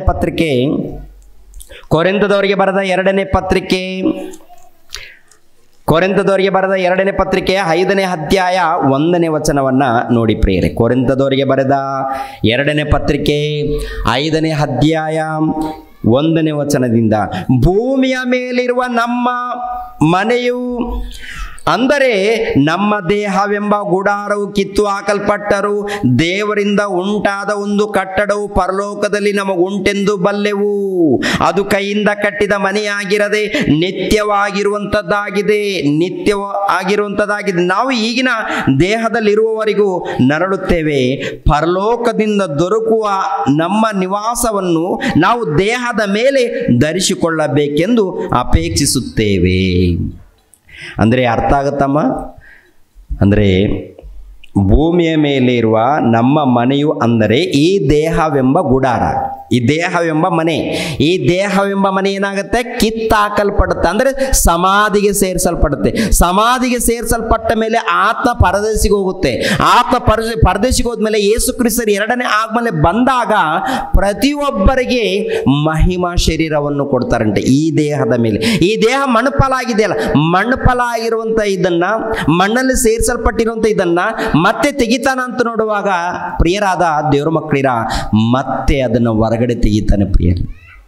ಮತ್ತೆ ಎಲ್ಲಿ ತೆಗಿತಾನಂತ ನೋಡುವಾಗ ಹೊರಗಡೆ ತೆಗೆಯುವಂಥದ್ದು ನೋಡಿ. ಒಂದ್ಸಾರಿ ಯೋಹಾನನು ಬರೆದ ಸುವಾರ್ತೆ 5ನೇ ಅಧ್ಯಾಯ 28ನೇ ವಚನ. ಯೋಹಾನನು ಬರೆದ ಸುವಾರ್ತೆ 5ನೇ ಅಧ್ಯಾಯ 28ನೇ ವಚನವನ್ನು ನೋಡಿ ಪ್ರಿಯರೇ. 5ನೇ ಅಧ್ಯಾಯ 28ನೇ ವಚನ. ಅದಕ್ಕೆ ಆಶ್ಚರ್ಯ ಪಡಬೇಡಿರಿ, ಸಮಾಧಿಗಳಲ್ಲಿರುವವರೆಲ್ಲರೂ ಆತನ ಧ್ವನಿಯನ್ನು ಕೇಳಿ ಎದ್ದು ಹೊರಗೆ ಬರುವ ಕಾಲ ಬರುತ್ತದೆ. ಒಳ್ಳೆಯದನ್ನು ಮಾಡಿದವರಿಗೆ ಜೀವಕ್ಕಾಗಿ ಪುನರುತ್ಥಾನವಾಗುವುದು, ಕೆಟ್ಟದ್ದನ್ನು ನಡೆಸಿದವರಿಗೆ ತೀರ್ಪುಗಾಗಿ ಪುನರುತ್ಥಾನವಾಗುವುದು. ಅಂದರೆ ಪ್ರತಿ ದೇಹದ ಮೇಲೆ, ಅಂದರೆ ನೀವು ಧರಿಸ್ಕೊಂಡಿದ್ದೀರಲ್ಲ ಈ ದೇಹ ಇದೆಯಲ್ಲ, ಸತ್ತ ಮೇಲೆ ಈ ದೇಹ ಮಣ್ಣುಪಾಲಾಗುತ್ತೆ, ಆತ್ಮ ಪರದೇಶಿಗೆ ಹೋಗುತ್ತೆ. ಯೇಸು ಕ್ರಿಸ್ತರು ಎರಡನೇ ಆಗಮನದಲ್ಲಿ ಬಂದಾಗ ಈ ದೇಹ ಇದೆಯಲ್ಲ, ಸತ್ತ ದೇಹ ಇದೆಯಲ್ಲ, ಮಣ್ಣಿನಲ್ಲಿ ಇದೆಯಲ್ಲ, ಮಣ್ಣಿನಲ್ಲಿದ್ದಂಥ ಈ ದೇಹ ಮತ್ತೆ ಆತ್ಮ ಧರಿಸ್ಕೊಳ್ಳುತ್ತೆ. ಆತ್ಮ ಧರಿಸ್ಕೊಂಡ ಮೇಲೆ ಆ ದೇಹದ ಮೇಲೆ ಮಹಿಮೆ ಶರೀರವನ್ನು ಕೊಡ್ತಾರೆ. ನಿಮ್ಗೆ ಅರ್ಥ ಆಗಬೇಕಾದ್ರೆ, ಯೇಸು ಕ್ರಿಸ್ತರು ಮರಣ ಹೊಂದಿ ಸಮಾಧಿ ಮಾಡಲ್ಪಟ್ಟು 3ನೇ ದಿನದಂದು ಎದ್ದು ಬಂದ್ರ. ಅಂದರೆ ಯೇಸು ಪ್ರಭು ಸಿಲುಬೆ ಮೇಲೆ ಮರಣ ಹೊಂದಿದ್ರು. ಮರಣ ಹೊಂದಿದ ಮೇಲೆ ಆತ್ಮ ಎಲ್ಲಿಗೋದ್ರು? ಆತ್ಮನಾಗಿರುವಂಥ ಎಲ್ಲಿಗೋದ್ರು? ಪರದೇಶಿಗೆ ಹೋಗ್ತಾರೆ. ಪರದೇಶಿಗೆ ಹೋಗಿ ಎಷ್ಟು ದಿನ ಇರ್ತಾರೆ? 3 ದಿನ ಅಲ್ಲೇ ಇರ್ತಾರೆ. ದೇಹ ಎಲ್ಲಿರುತ್ತೆ? ಸಮಾಧಿಯಲ್ಲಿರುತ್ತೆ. ದೇಹ ಎಲ್ಲಿರುತ್ತೆ? ಸಮಾಧಿಯಲ್ಲಿರುತ್ತೆ. ಇವಾಗ 3ನೇ ದಿನದಲ್ಲಿ ಎದ್ದು ಬರ್ತಾನೆ. ಅಂದರೆ ಪರದೇಶಿಯಲ್ಲಿದ್ದಂಥ ಆತ್ಮ ಈ ದೇಹದಲ್ಲಿ ಸೇರಿಕೊಂಡು ಈ ದೇಹದ ಮೇಲೆ ಮಹಿಮೆ ಶರೀರ. ಈ ದೇಹದ ಮೇಲೆ ಯಾವ ಶರೀರ? ಮಹಿಮೆ ಶರೀರ. ಆ ಮಹಿಮೆ ಶರೀರವನ್ನು ಧರಿಸಿಕೊಂಡು ಪರಲೋಕಕ್ಕೆ ಹೋಗ್ತಾರೆ. ಅದೇ ಪ್ರಕಾರ ಅಂತ ಮಹಿಮೆ ಶರೀರವನ್ನು ನಿಮ್ಮೆಲ್ಲರಿಗೆ ಕೊಡ್ತೀನಿ ಅಂತ ಹೇಳ್ತಾರೆ ದೇವರು. ನಂಬ್ತೀರಾ? ನಮ್ಮಲ್ವಾ? ನಿಮ್ಮೆಲ್ಲರಿಗೆ ಕೊಡ್ತೀನಮ್ಮ, ನಿಮ್ಮೆಲ್ಲರಿಗೆ ಕೊಡ್ತೀನಿ ನಾನು ಅಂತ ಹೇಳ್ತಾರೆ. ನಂಬ್ತೀರಾ? ನಮ್ಮಲ್ವಾ? ಆ ಪರಲೋಕದಲ್ಲಿ ಅಂದರೆ ದೇವರ ಬಳಿಯಲ್ಲಿ ಆಲ್ರೆಡಿ ಈ ದೇಹದ ಮೇಲೆ ಮಹಿಮೆ ಶರೀರವನ್ನು ಕೊಡೋದಕ್ಕೆ ಸಿದ್ಧವಾಗ್ತಾ ಇದೆ. ಯಾರಿಗೆ ಸಿದ್ಧ ಮಾಡ್ತಾ ಇದ್ದಾನೆ? ಯಾರು ಕಪಟವಿಲ್ಲದೆ, ವೇಷಧಾರಣೆ ಇಲ್ಲದೆ, ಮೋಸ ಇಲ್ಲದೆ, ಯಥಾರ್ಥವಾದಂಥ ಭಕ್ತಿಯಿಂದ ಯಾರು ನಡೀತಾರೋ, ಒಬ್ಬ ಮರಿಯಮ್ಮಳ ಹಾಗೆ, ಯಾಕೋಬನ ಹಾಗೆ, ಪೇತ್ರನ ಹಾಗೆ, ಸೆಫೇನನ ಹಾಗೆ, ಪೌಲನ ಹಾಗೆ, ಇಲ್ಲ ಹಳೆ ಒಡಂಬಡಿಕೆಯಲ್ಲಿ ಒಬ್ಬ ಮೋಶೆ ಹಾಗೆ, ಅಬ್ರಹಾಮನ ಹಾಗೆ, ಇಲ್ಲಾಂದ್ರೆ ಎಷ್ಟು ಮಂದಿ ಭಕ್ತರಿದ್ದಾರೋ ಅವರ ಹಾಗೆ ಯಾರು ನಡ್ಕೊಳ್ತಾರೋ ಅವರೆಲ್ಲರಿಗೆ ಮಹಿಮೆ ಶರೀರ ಸಿಗುತ್ತೆ. ಅದ್ಭುತವಾದಂಥ ಶರೀರ. ಈ ಶರೀರ ಅಂದರೆ ಈ ಶರೀರ ಸತ್ತ ಮೇಲೆ ಮಣ್ಣುಪಾಲಾಗುತ್ತೆ. ಯೇಸು ಕ್ರಿಸ್ತರು ಎರಡನೇ ಆಗಮನದಲ್ಲಿ ಬಂದಾಗ ಈ ಶರೀರದ ಮೇಲೆ ಮಹಿಮಾ ಶರೀರವನ್ನು ಕೊಡ್ತಾರೆ. ಯೇಸು ಕ್ರಿಸ್ತರು ಯಾವ ಶರೀರದ ಮೇಲೆ ಮಹಿಮಾ ಶರೀರವನ್ನು ಧರಿಸಿಕೊಂಡು ಹೋಗಿದ್ದಾರೋ ಅದೇ ಪ್ರಕಾರ ನಮ್ಮೆಲ್ಲರಿಗೆ ಕೊಡ್ತೀನಂತೇಳಿ ವಾಗ್ದಾನ ಮಾಡಿದ್ದಾನೆ. ಪ್ರಿಯರಾದ ದೇವರ ಮಕ್ಕಳಿಗೆ ಅದೇ ಪ್ರಕಾರ ಎರಡನೇ ಆಗಮನದಲ್ಲಿ ನಡೆಯುತ್ತೆ. ಎರಡನೇ ಆಗಮನದಲ್ಲಿ ಪ್ರತಿಯೊಬ್ಬರಿಗೆ ಯಥಾರ್ಥವಾಗಿ ನಾವು ಸೇವೆ ಮಾಡಿದ್ದೀವಾ? ಯಥಾರ್ಥವಾಗಿ ಆರಾಧನೆ ಮಾಡಿದ್ದೀವಾ? ಯಥಾರ್ಥವಾಗಿ ದೇವರ ಪ್ರೀತಿಯನ್ನು ಸಾರಿದ್ದೀವಾ? ಅಥವಾ ಹೃದಯದಲ್ಲಿ ಕಪಟ, ವೇಷಧಾರಣೆ, ಮೋಸ ತುಂಬಿಕೊಂಡು, ಲೋಕದ ವ್ಯಾಮೋಹವನ್ನು ತುಂಬಿಕೊಂಡು ಭಾನುವಾರ ಮಾತ್ರ ಬಂದು ದೇವರನ್ನ ಆರಾಧನೆ ಮಾಡಿ ಆನಂತರ ಲೋಕದಲ್ಲಿ ಹೋಗಿ ಕುಡಿದು ಮತ್ತರಾಗಿ ಜೀವಿಸ್ತಾ ಇದ್ದೀವಾ? ಹಾಗಿದ್ದರೆ ಶಾಪ ತಂದುಕೊಳ್ತೀವಿ ಪ್ರಿಯರೇ. ಈ ಲೋಕದಲ್ಲಿ ಕುಡುಕತನ, ದುಂದೋತನ, ಮೋಸ, ಒಂದು ವೇಳೆ ಅನ್ಯಾಯ ಮಾಡ್ತಾ ಇದ್ರೆ ಖಂಡಿತವಾಗಿ ತೀರ್ಪಿಗೆ ಗುರಿ ಆಗ್ತೀವಿ ಪ್ರಿಯರೇ. ತೀರ್ಪಿಗೆ ನಾವು ಗುರಿ ಆಗಬಾರ್ದು, ನಾವು ತೀರ್ಪಿಗೆ ಗುರಿ ಆಗಬಾರ್ದು. ಮತ್ತೆ ದೇವರ ಬಳಿಯಲ್ಲಿ ಬಂದು, ದೇವರೇ ನಾವು ನಮ್ಮ ತಪ್ಪುಗಳನ್ನು ಒಪ್ಕೊಳ್ತೀವಿ, ದೇವರೇ ನಾವು ತಪ್ಪು ಮಾಡಲ್ಲ, ದೇವರೇ ನಾವು ನೀವು ಬೇಕು, ದೇವರೇ ದೇವರೇ ನಾವು ನಿಮ್ಮನ್ನು ನೋಡಬೇಕು, ದೇವರೇ ನಿಮ್ಮನ್ನು ನೋಡಬೇಕು, ನಿಮ್ಮ ಬಳಿಯಲ್ಲಿ ಬರಬೇಕು, ದೇವರೇ ಈ ಲೋಕ ನಮಗೆ ಬೇಡ, ನಮಗೆ ಪರಲೋಕ ಬೇಕು, ಆ ಪರಲೋಕ ಬೇಕು ಅಂದ್ರೆ ನಿಮಗೋಸ್ಕರ ನಾವು ಬದುಕ್ತೀವಿ ದೇವರಂತೇಳಿ ಪಶ್ಚಾತ್ತಾಪ ಪಟ್ಟು ಸರಿಪಡಿಸಿಕೊಂಡು ಭಕ್ತಿಯಿಂದ ಯಾರು ನಡೀತಾರೋ ಅಂಥವರಿಗೆ ಮಹಾಲೋಕದಲ್ಲಿ ಪರಲೋಕದಲ್ಲಿ ಜಾಗ ಕೊಡ್ತೀನಿ ಅಂತ ಹೇಳ್ತಾನೆ. ಈ ಶರೀರದ ಮೇಲೆ ಮಹಿಮಾ ಶರೀರವನ್ನು, ಈ ದೇಹದ ಮೇಲೆ ಮಹಿಮಾ ದೇಹ ಅಂದರೆ ಈ ದೇಹ ಸತ್ತ ಮೇಲೆ ಸಮಾಧಿ ಮಾಡಲ್ಪಟ್ಟತೆ ಯೇಸು ಕ್ರಿಸ್ತರು ಎರಡನೇ ಆಗಮನದಲ್ಲಿ ಎಬ್ಬಿಸ್ತಾರೆ ಅದನ್ನ.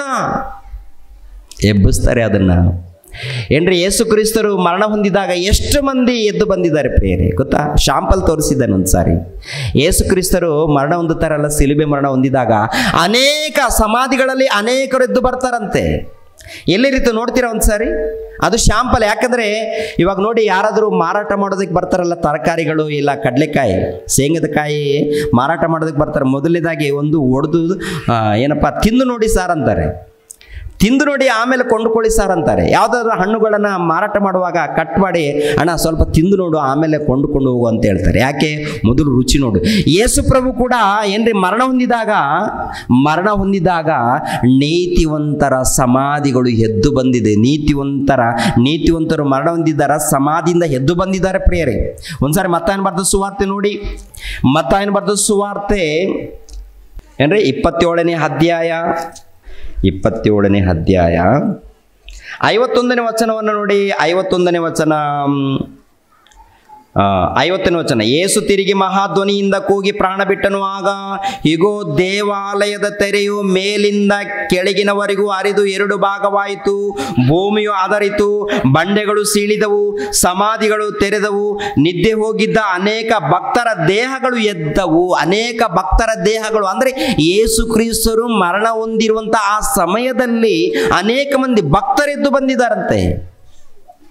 ಯಾಕೆ ಎದ್ದು ಬಂದಿದ್ದಾರೆ? ಎದ್ದು ಬಂದು ಅನೇಕರಿಗೆ ಕಾಣಿಸಿಕೊಂಡಿದ್ದಾರೆ ಅವರು. ಯಾಕೆ ಗೊತ್ತಾ? ಅದು ಶಾಂಪಲ್.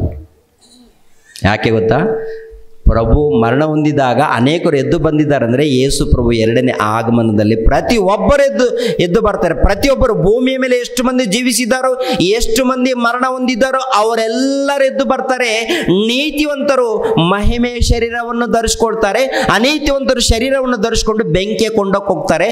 ನೀತಿವಂತರು ಮಹಿಮೆ ಶರೀರವನ್ನು ಧರಿಸ್ಕೊಂಡು ಪರಲೋಕಕ್ಕೆ ಹೋಗ್ತಾರೆ. ಅದು ಶಾಶ್ವತವಾದಂಥ ಲೋಕ. ದೇವರ ಬಳಿಯಲ್ಲಿ ಇರ್ತೀವಿ ಪ್ರಿಯರೇ. ಆ ಶಾಶ್ವತವಾದಂಥ ಲೋಕವನ್ನು, ಪರಲೋಕವನ್ನು ಪಡ್ಕೊಳ್ಬೇಕಾದ್ರೆ ಭೂಲೋಕದಲ್ಲಿ ಆ ಮಹಾನೀಯನು, ಮಹಾತ್ಮನು ಏನ್ರಿ ಲೋಕರಕ್ಷಕನಾಗಿರುವಂಥ ಆತನ ಈ ಲೋಕಕ್ಕೆ ಬರಬೇಕಾಗಿತ್ತು. ಬಂದು ರಕ್ಷಣೆ ಮಾರ್ಗವನ್ನು ಸಾರಬೇಕಾಗಿತ್ತು. ರಕ್ಷಣೆ ಮಾರ್ಗವನ್ನು ಸಾರಿದ ಮೇಲೆ ಮರಣ ಹೊಂದಬೇಕಾಗಿತ್ತು. ಹೊಂದಿದ ಮೇಲೆ ಪರಲೋಕಕ್ಕೆ ಹೋಗಬೇಕಾಗಿತ್ತು. ಇವೆಲ್ಲ ನಡೆದಿದ್ದೇರಿ. ಇವೆಲ್ಲ ನಡೆದ ಮೇಲೆ ಸತ್ಯವೇದ ಗ್ರಂಥ ನಮ್ಮ ಕೈಯಲ್ಲಿ ಕೊಟ್ಟಿದ್ದಾನೆ. ಈಗ ನಮ್ಮ ಕೈಯಲ್ಲಿ ಬಂದಿರುವಂಥ ಈ ಸತ್ಯವೇದ ಗ್ರಂಥವನ್ನು ಯಾರು ಪರಿಶೋಧನೆ ಮಾಡ್ತಾರೋ, ಅರ್ಥ ಮಾಡಿಕೊಳ್ತಾರೋ, ಯಾರು ಇದನ್ನು ಹಿಂಬಾಲಿಸಿ ಯಾರು ಪಾಲಿಸಿ ದೇವರಾತ್ರಿ ದೇವರ ವಾಕ್ಯಗಳನ್ನು ಪಾಲಿಸಿ ಧ್ಯಾನಿಸಿ ಅನೇಕರಿಗೆ ಸಾರ್ತಾರೋ, ವಾಕ್ಯದ ಪ್ರಕಾರ ಜೀವಿಸ್ತಾರೋ ಅವರೆಲ್ಲರಿಗೆ ಪರಲೋಕದಲ್ಲಿ ನಿತ್ಯ ಲೋಕ ಸಿಗುತ್ತೆ. ಎಲ್ಲರಿಗೆ. ಥೆಸಲೋನಿಕದವರಿಗೆ ಬರೆದ ಮೊದಲನೇ ಪತ್ರಿಕೆ 4ನೇ ಅಧ್ಯಾಯ 13ನೇ ವಚನ. ಸಹೋದರರೇ, ನಿದ್ರೆ ಹೋಗುವವರ ಗತಿ ಏನೆಂದು ನೀವು ತಿಳಿಯದೇ ಇದ್ದು ನಿರೀಕ್ಷೆ ಇಲ್ಲದವರಾದ ಇತರರಂತೆ ದುಃಖಿಸುವುದು ನಮ್ಮ ಮನಸ್ಸಿಗೆ ಒಪ್ಪುವುದಿಲ್ಲ. ಯೇಸು ಸತ್ತು ಜೀವಿತನಾಗಿ ಎದ್ದನೆಂದು ನಾವು ನಂಬಿದ ಮೇಲೆ ಅದರಂತೆ ಯೇಸುವಿನಲ್ಲಿದ್ದುಕೊಂಡು ನಿದ್ರೆ ಹೋಗುವವರನ್ನು ಸಹ ದೇವರು ಆತನೊಡನೆ ಕರೆದುಕೊಂಡು ಬರುವನೆಂದು ನಂಬಬೇಕಲ್ಲವೇ? ನಾವು ಕರ್ತನ ಮಾತಿನ ಆಧಾರದಿಂದ ನಿಮಗೆ ಹೇಳುವುದೇನೆಂದರೆ, ಕರ್ತನು ಪ್ರತ್ಯಕ್ಷನಾಗುವವರೆಗೂ ಜೀವದಿಂದ ಉಳಿದಿರುವ ನಾವು ನಿದ್ರೆ ಹೋಗೋರಿಗಿಂತ ಮುಂದಾಗುವುದಿಲ್ಲ. ಕರ್ತನು ತಾನೇ ಆಜ್ಞಾಘೋಷದೊಡನೆಯೂ ಪ್ರಧಾನ ದೂತನ ಶಬ್ದದೊಡನೆಯೂ ದೇವರ ತುತ್ತೂರಿಯ ಧ್ವನಿಯೊಡನೆಯೂ ಆಕಾಶದಿಂದ ಇಳಿದು ಬರುವನು. ಆಗ ಕ್ರಿಸ್ತನಲ್ಲಿರುವ ಸತ್ತವರು ಮೊದಲು ಎದ್ದು ಬರುವರು. ಆಮೇಲೆ ಜೀವದಿಂದುಳಿದಿರುವ ನಾವು ಅಂತರಿಕ್ಷದಲ್ಲಿ ಕರ್ತನನ್ನು ಎದುರುಗೊಳ್ಳುವುದಕ್ಕೆ ಅವರ ಸಂಗಡಲೇ ಮೇಘವಾಹನರಾಗಿ ಪಕ್ಕನೆ ಒಯ್ಯಲ್ಪಡುವೆವು. ಹೀಗಾಗಿ ನಾವು ಸದಾಕಾಲವು ಕರ್ತನ ಜೊತೆಯಲ್ಲಿ ಇರುವೆವು. ಆದ ಕಾರಣ ಈ ಮಾತುಗಳಿಂದ ಒಬ್ಬರನ್ನೊಬ್ಬರು ಸಂತೈಸಿಕೊಳ್ಳಿರಿ. ಅಂದರೆ ಯೇಸು ಕ್ರಿಸ್ತರು ಎರಡನೇ ಆಗಮನದಲ್ಲಿ ಬಂದಾಗ ಭೂಲೋಕದಲ್ಲಿ ಎಷ್ಟು ಮಂದಿ ಮಾನವರು ಇದ್ದಾರೋ ಎಲ್ಲರೂ ಕೂಡ ಎದ್ದು ಬರ್ತಾರೆ. ನೀತಿವಂತರು ಮಹಿಮೆ ಶರೀರವನ್ನು ಧರಿಸ್ಕೊಳ್ತಾರೆ. ಮಹಿಮೆ ಶರೀರವನ್ನು ಧರಿಸ್ಕೊಂಡು ಯೇಸು ಕ್ರಿಸ್ತನ ಜೊತೆ ಪರಲೋಕಕ್ಕೆ ಹೋಗ್ತಾರೆ. ಪರಲೋಕಕ್ಕೆ ಹೋದಾಗ ಈ ಜಗತ್ತು ಏನಾಗುತ್ತೆ, ಈ ಪಂಚಭೂತಗಳು, ಈ ವಿಶ್ವ ಏನಾಗುತ್ತೆ, ಈ ಬ್ರಹ್ಮಾಂಡ ಏನಾಗುತ್ತೆ ಅಂತ ನೋಡುವಾಗ ಪೇತ್ರನು ಬರೆದ ಪತ್ರಿಕೆ 2ನೇ ಪತ್ರಿಕೆ 3ನೇ ಅಧ್ಯಾಯ, ಪೇತ್ರನು ಬರೆದ 2ನೇ ಪತ್ರಿಕೆ 3ನೇ ಅಧ್ಯಾಯ, ಪೇತ್ರನು ಬರೆದ 2ನೇ ಪತ್ರಿಕೆ 3ನೇ ಅಧ್ಯಾಯ 9ನೇ ವಚನ. ಕರ್ತನು ತನ್ನ ವಾಗ್ದಾನವನ್ನು ನೆರವೇರಿಸುವುದಕ್ಕೆ ತಡ ಮಾಡುತ್ತಾನೆಂಬುದಾಗಿ ಕೆಲವರು ಅರ್ಥ ಮಾಡಿಕೊಳ್ಳುವ ಪ್ರಕಾರ ಆತನು ತಡ ಮಾಡುವವನಲ್ಲ. ಯಾವನಾದರೂ ನಾಶವಾಗುವುದರಲ್ಲಿ ಆತನು ಇಷ್ಟಪಡದೆ ಎಲ್ಲರೂ ತನ್ನ ಕಡೆಗೆ ತಿರುಗಿಕೊಳ್ಳಬೇಕೆಂದು ಅಪೇಕ್ಷಿಸುವನಾಗಿದ್ದು ನಿಮ್ಮ ವಿಷಯದಲ್ಲಿ ದೀರ್ಘ ಶಾಂತಿಯಾಗಿ ಇದ್ದಾನೆ. ಅಂದರೆ ಯಾರು ಕೂಡ ನಾಶನ ಹೊಂದಬಾರದು, ಯಾರು ಕೂಡ ದಂಡನೆಗೆ ಗುರಿ ಆಗಬಾರ್ದು. ಆದ್ದರಿಂದ ದೇವರು ದೀರ್ಘ ಶಾಂತಿಯಿಂದ ಇದ್ದಾನೆ. ದೇವರು ದೀರ್ಘ ಶಾಂತಿ ಅಂದ್ರೆ 1ನೇ ಶತಮಾನದಲ್ಲಿ ಹೇಳಿರುವಂತಹ ಪ್ರಭು ಇನ್ನೂ ಬಂದಿಲ್ಲ. ಅಂದ್ರೆ ಕಾರಣ ಏನಪ್ಪ ಅಂತ ನೋಡುವಾಗ ದೇವರು ದೀರ್ಘ ಶಾಂತಿಯಾಗಿದ್ದಾನೆ. ಯಾಕೆ ದೀರ್ಘ ಶಾಂತಿಯಾಗಿದ್ದಾನಂತ ನೋಡುವಾಗ ಪ್ರತಿಯೊಬ್ಬರು ರಕ್ಷಣೆ ಹೊಂದಬೇಕಂದ್ರೆ ಈ ರಾಜ್ಯ ಸುವಾರ್ತೆ ಸರ್ವಲೋಕಕ್ಕೆ ಹೋಗ್ಬೇಕು. ಸರ್ವಲೋಕಕ್ಕೆ ಹೋದ್ಮೇಲೆ ಯಾರು ರಕ್ಷಣೆ ಹೊಂದುವಂತ ಭಕ್ತರಿದ್ದಲ್ಲ, ಆ ಭಕ್ತರು ತಂದೆ ಮಗ ಪವಿತ್ರಾತ್ಮನ ಹೆಸರಲ್ಲಿ ದೀಕ್ಷಾಸ್ಥಾನ ತಗೊಂಡು ಸಭೆಯಲ್ಲಿ ಸೇರಿಸಲ್ಪಟ್ಟು ಭಕ್ತಿಯಿಂದ ನಡಿಬೇಕು ಅಂತ. ಇನ್ನು ತುಂಬ ಜನ ದೀಕ್ಷಾಸ್ಥಾನನೇ ಪಡ್ಕೊಂಡಿಲ್ಲ ಪ್ರಿಯರೇ. ಖಂಡಿತವಾಗಿ ದೀಕ್ಷಾಸ್ಥಾನ ತಗೊಂಡಾಗ ದೇವರಿಗೆ ಮಕ್ಕಳಾಗ್ತೀವಿ ಏನ್ರಿ. ಮತ್ತು 2ನೇ ಆಗಮನದಲ್ಲಿ ನಡೆಯುವಂಥ ಗತಿ ನೋಡಿ ಒಂದ್ಸಾರಿ. ಕರ್ತನ ದಿನವು ಕಳ್ಳನು ಬರುವಂತೆ ಬರುತ್ತದೆ, ಆ ದಿನವು ಆಕಾಶ ಮಂಡಲವು ಮಹಾಘೋಷದಿಂದ ಇಲ್ಲದೆ ಹೋಗುವುದು. ಕಳ್ಳನು ಬರುವಂತೆ ಬರುತ್ತದೆ ಅಂದರೆ ಅರ್ಥ ಏನು ಗೊತ್ತಾ? ಕಳ್ಳನು ಯಾರಿಗಾದ್ರೂ ಹೇಳಿ ಬರ್ತಾನ? ಇವತ್ತು ಯಾರಾದರೂ ದೊಡ್ಡ ಐಶ್ವರ್ಯವಂತರ ಮನೆ ಇದೆ ಅಂತ ತಿಳ್ಕೊಳ್ಳಿ, ಐಶ್ವರ್ಯವಂತರು ಇರ್ತಾರೆ, ಅವ್ರ ಮನೇಲಿ ಹಣ ಏನೋ ಇರುತ್ತಂತೆ. ಏನಪ್ಪ ನಿಮ್ಮ ಮನೆಗೆ ಬರ್ತೀನಿ, ಕಳ್ತನ ಮಾಡೋದಕ್ಕೆ ಬರ್ತೀನಿ ಅಂತೀನಿ. ಫೋನ್ ಮಾಡಿ ಬರ್ತಾನ? ಇಲ್ಲ ಮುಂಚಿತವಾಗಿ ಬಂದು ಅಯ್ಯ ಇವತ್ತು ನಿಮ್ಮ ಮನೆಗೆ ನಾನು ರಾತ್ರಿ ಬರ್ತೀನಿ, ನೀವು ನಿಮ್ಮದೇ ನಿದ್ದೆ ಮಾಡಿರಿ, ಇಲ್ಲಾಂದರೆ ಎಲ್ಲಾದರೂ ಹೊರಟೋಗ್ರಿ, ನಾನು ಬಂದು ಕಳ್ತನ ಮಾಡ್ಕೊಂಡು ಹೋಗ್ತೀನಿ ಅಂತ ಹೇಳ್ತಾನಮ್ಮ. ಕಳ್ಳನು ಕಳ್ತನ ಮಾಡೋದಕ್ಕೆ ಹೇಳದೆ ಯಾವ ರೀತಿ ಬರ್ತಾನೋ ಅದೇ ರೀತಿಯಲ್ಲಿ ಪ್ರಭು ನಾವು ಅರಿಯದ ಸಮಯದಲ್ಲಿ, ಅಂದರೆ ಆ ಸಮಯ ನಾವು ತಿಳಿಯದ ಸಮಯದಲ್ಲಿ, ಗೊತ್ತಿಲ್ಲದ ಸಮಯದಲ್ಲಿ ಬರ್ತಾರೆ. ಬಂದಾಗ ಎಲ್ಲರಿಗೂ ಗೊತ್ತಾಗುತ್ತೆ. ಯೇಸು ಕ್ರಿಸ್ತರು ಬಂದಾಗ ಭೂಲೋಕದಲ್ಲಿ ಎಲ್ಲ ಕಡೆ ನೋಡ್ತಾರ. ನೋಡಿ ಒಂದ್ಸರಿ ಮತ್ತಾಯನ ಬರೆದ ಸುವಾರ್ತೆ ಗಮನಿಸಬೇಕು. ಮತ್ತಾಯನ ಬರೆದ ಸುವಾರ್ತೆ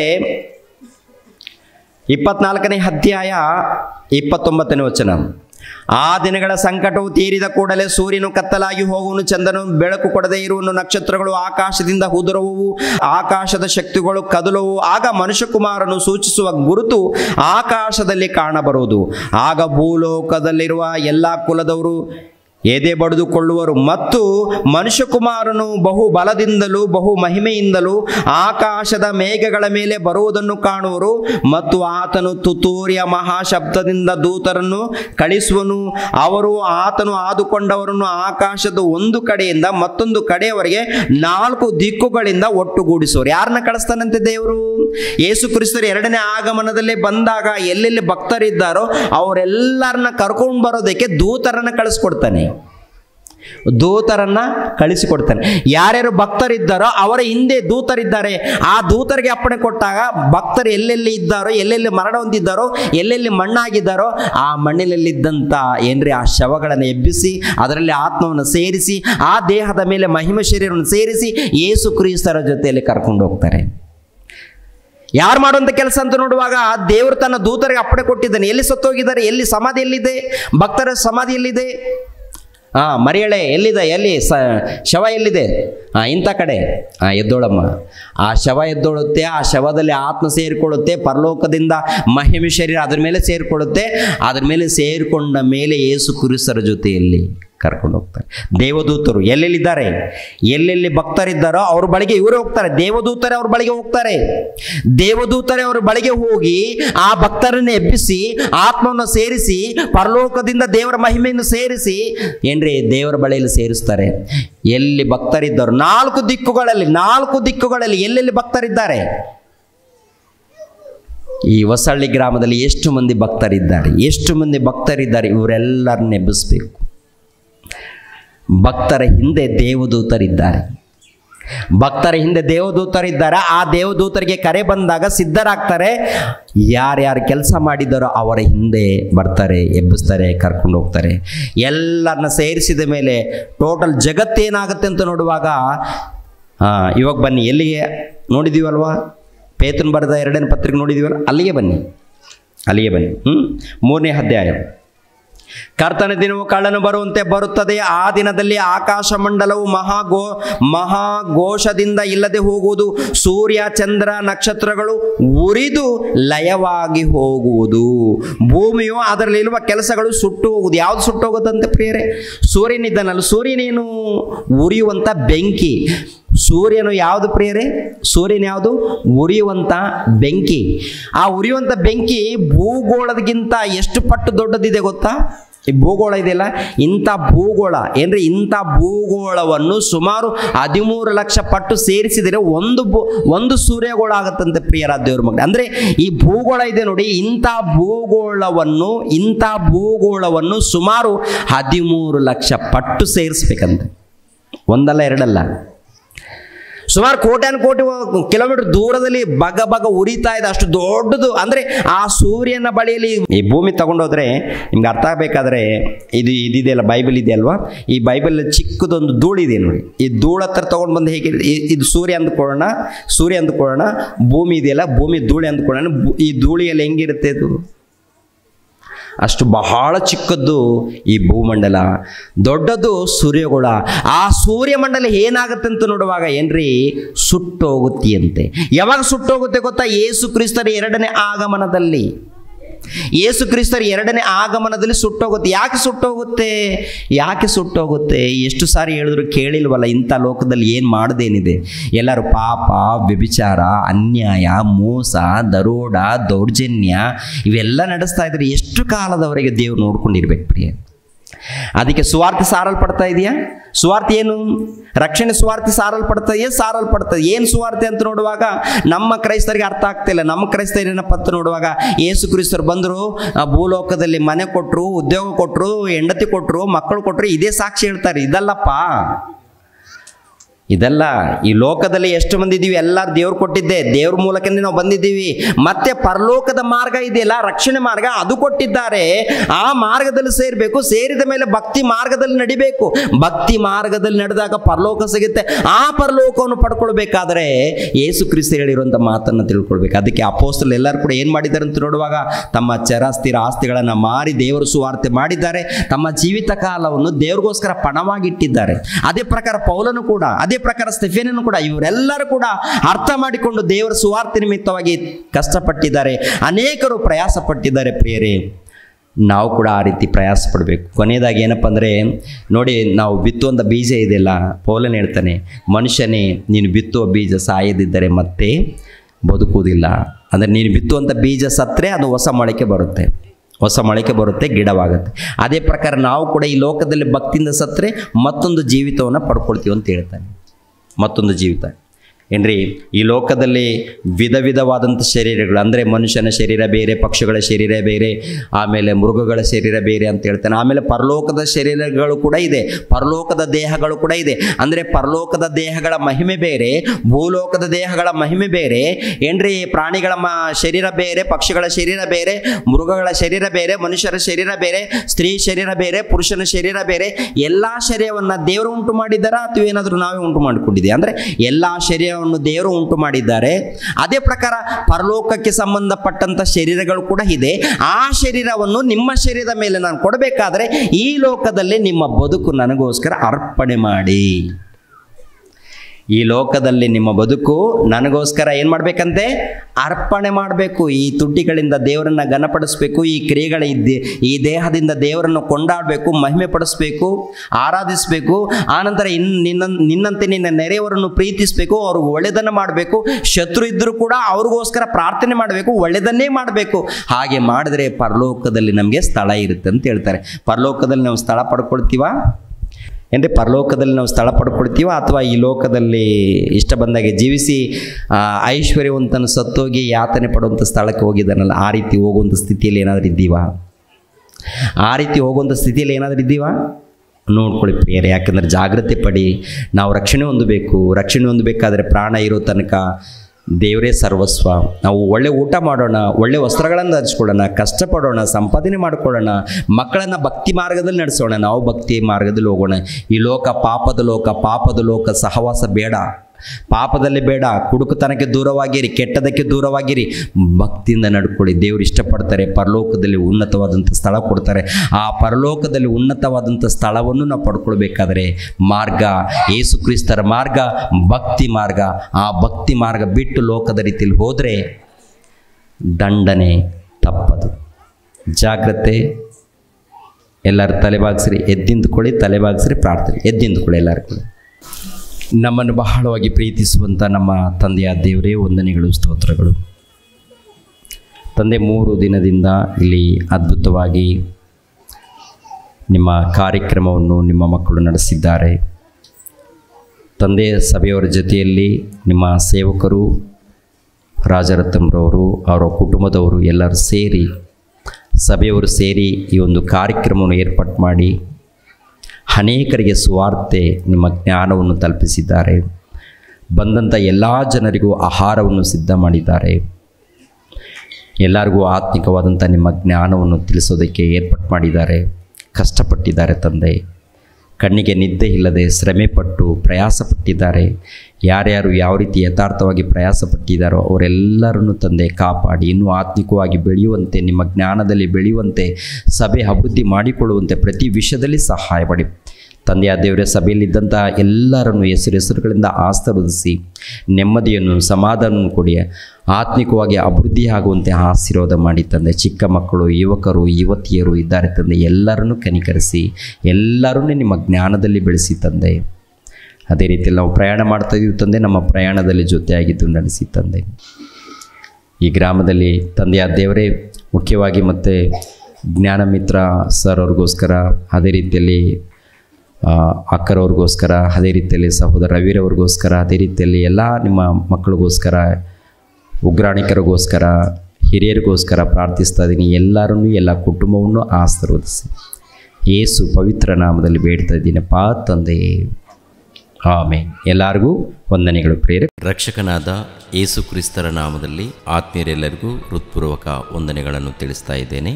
ದೇವರ ಸೇವೆ ನಿಮಿತ್ತವಾಗಿ ಪ್ರಾರ್ಥಿಸಿರಿ ಹಾಗೂ ದೇವರ ಸೇವೆಯಲ್ಲಿ ಭಾಗಿಗಳು ಆಗಿ. ಪ್ರತಿಯೊಬ್ಬನು ತನ್ನ ಹೃದಯದಲ್ಲಿ ನಿರ್ಣಯಿಸಿಕೊಂಡ ಪ್ರಕಾರ ಕೊಡಲಿ. ದುಃಖದಿಂದಾಗಲಿ ಬಲಾತ್ಕಾರದಿಂದಾಗಲಿ ಯಾರೂ ಕೊಡಬಾರದು. ಯಾಕೆಂದರೆ ಸಂತೋಷವಾಗಿ ಕೊಡುವವನ ಮೇಲೆ ದೇವರಿಗೆ ಪ್ರೀತಿಯುಂಟು. 2 ಕೊರಿಂಥದವರಿಗೆ ಬರೆದ ಪತ್ರಿಕೆ 9ನೇ ಅಧ್ಯಾಯ 7ನೇ ವಚನ.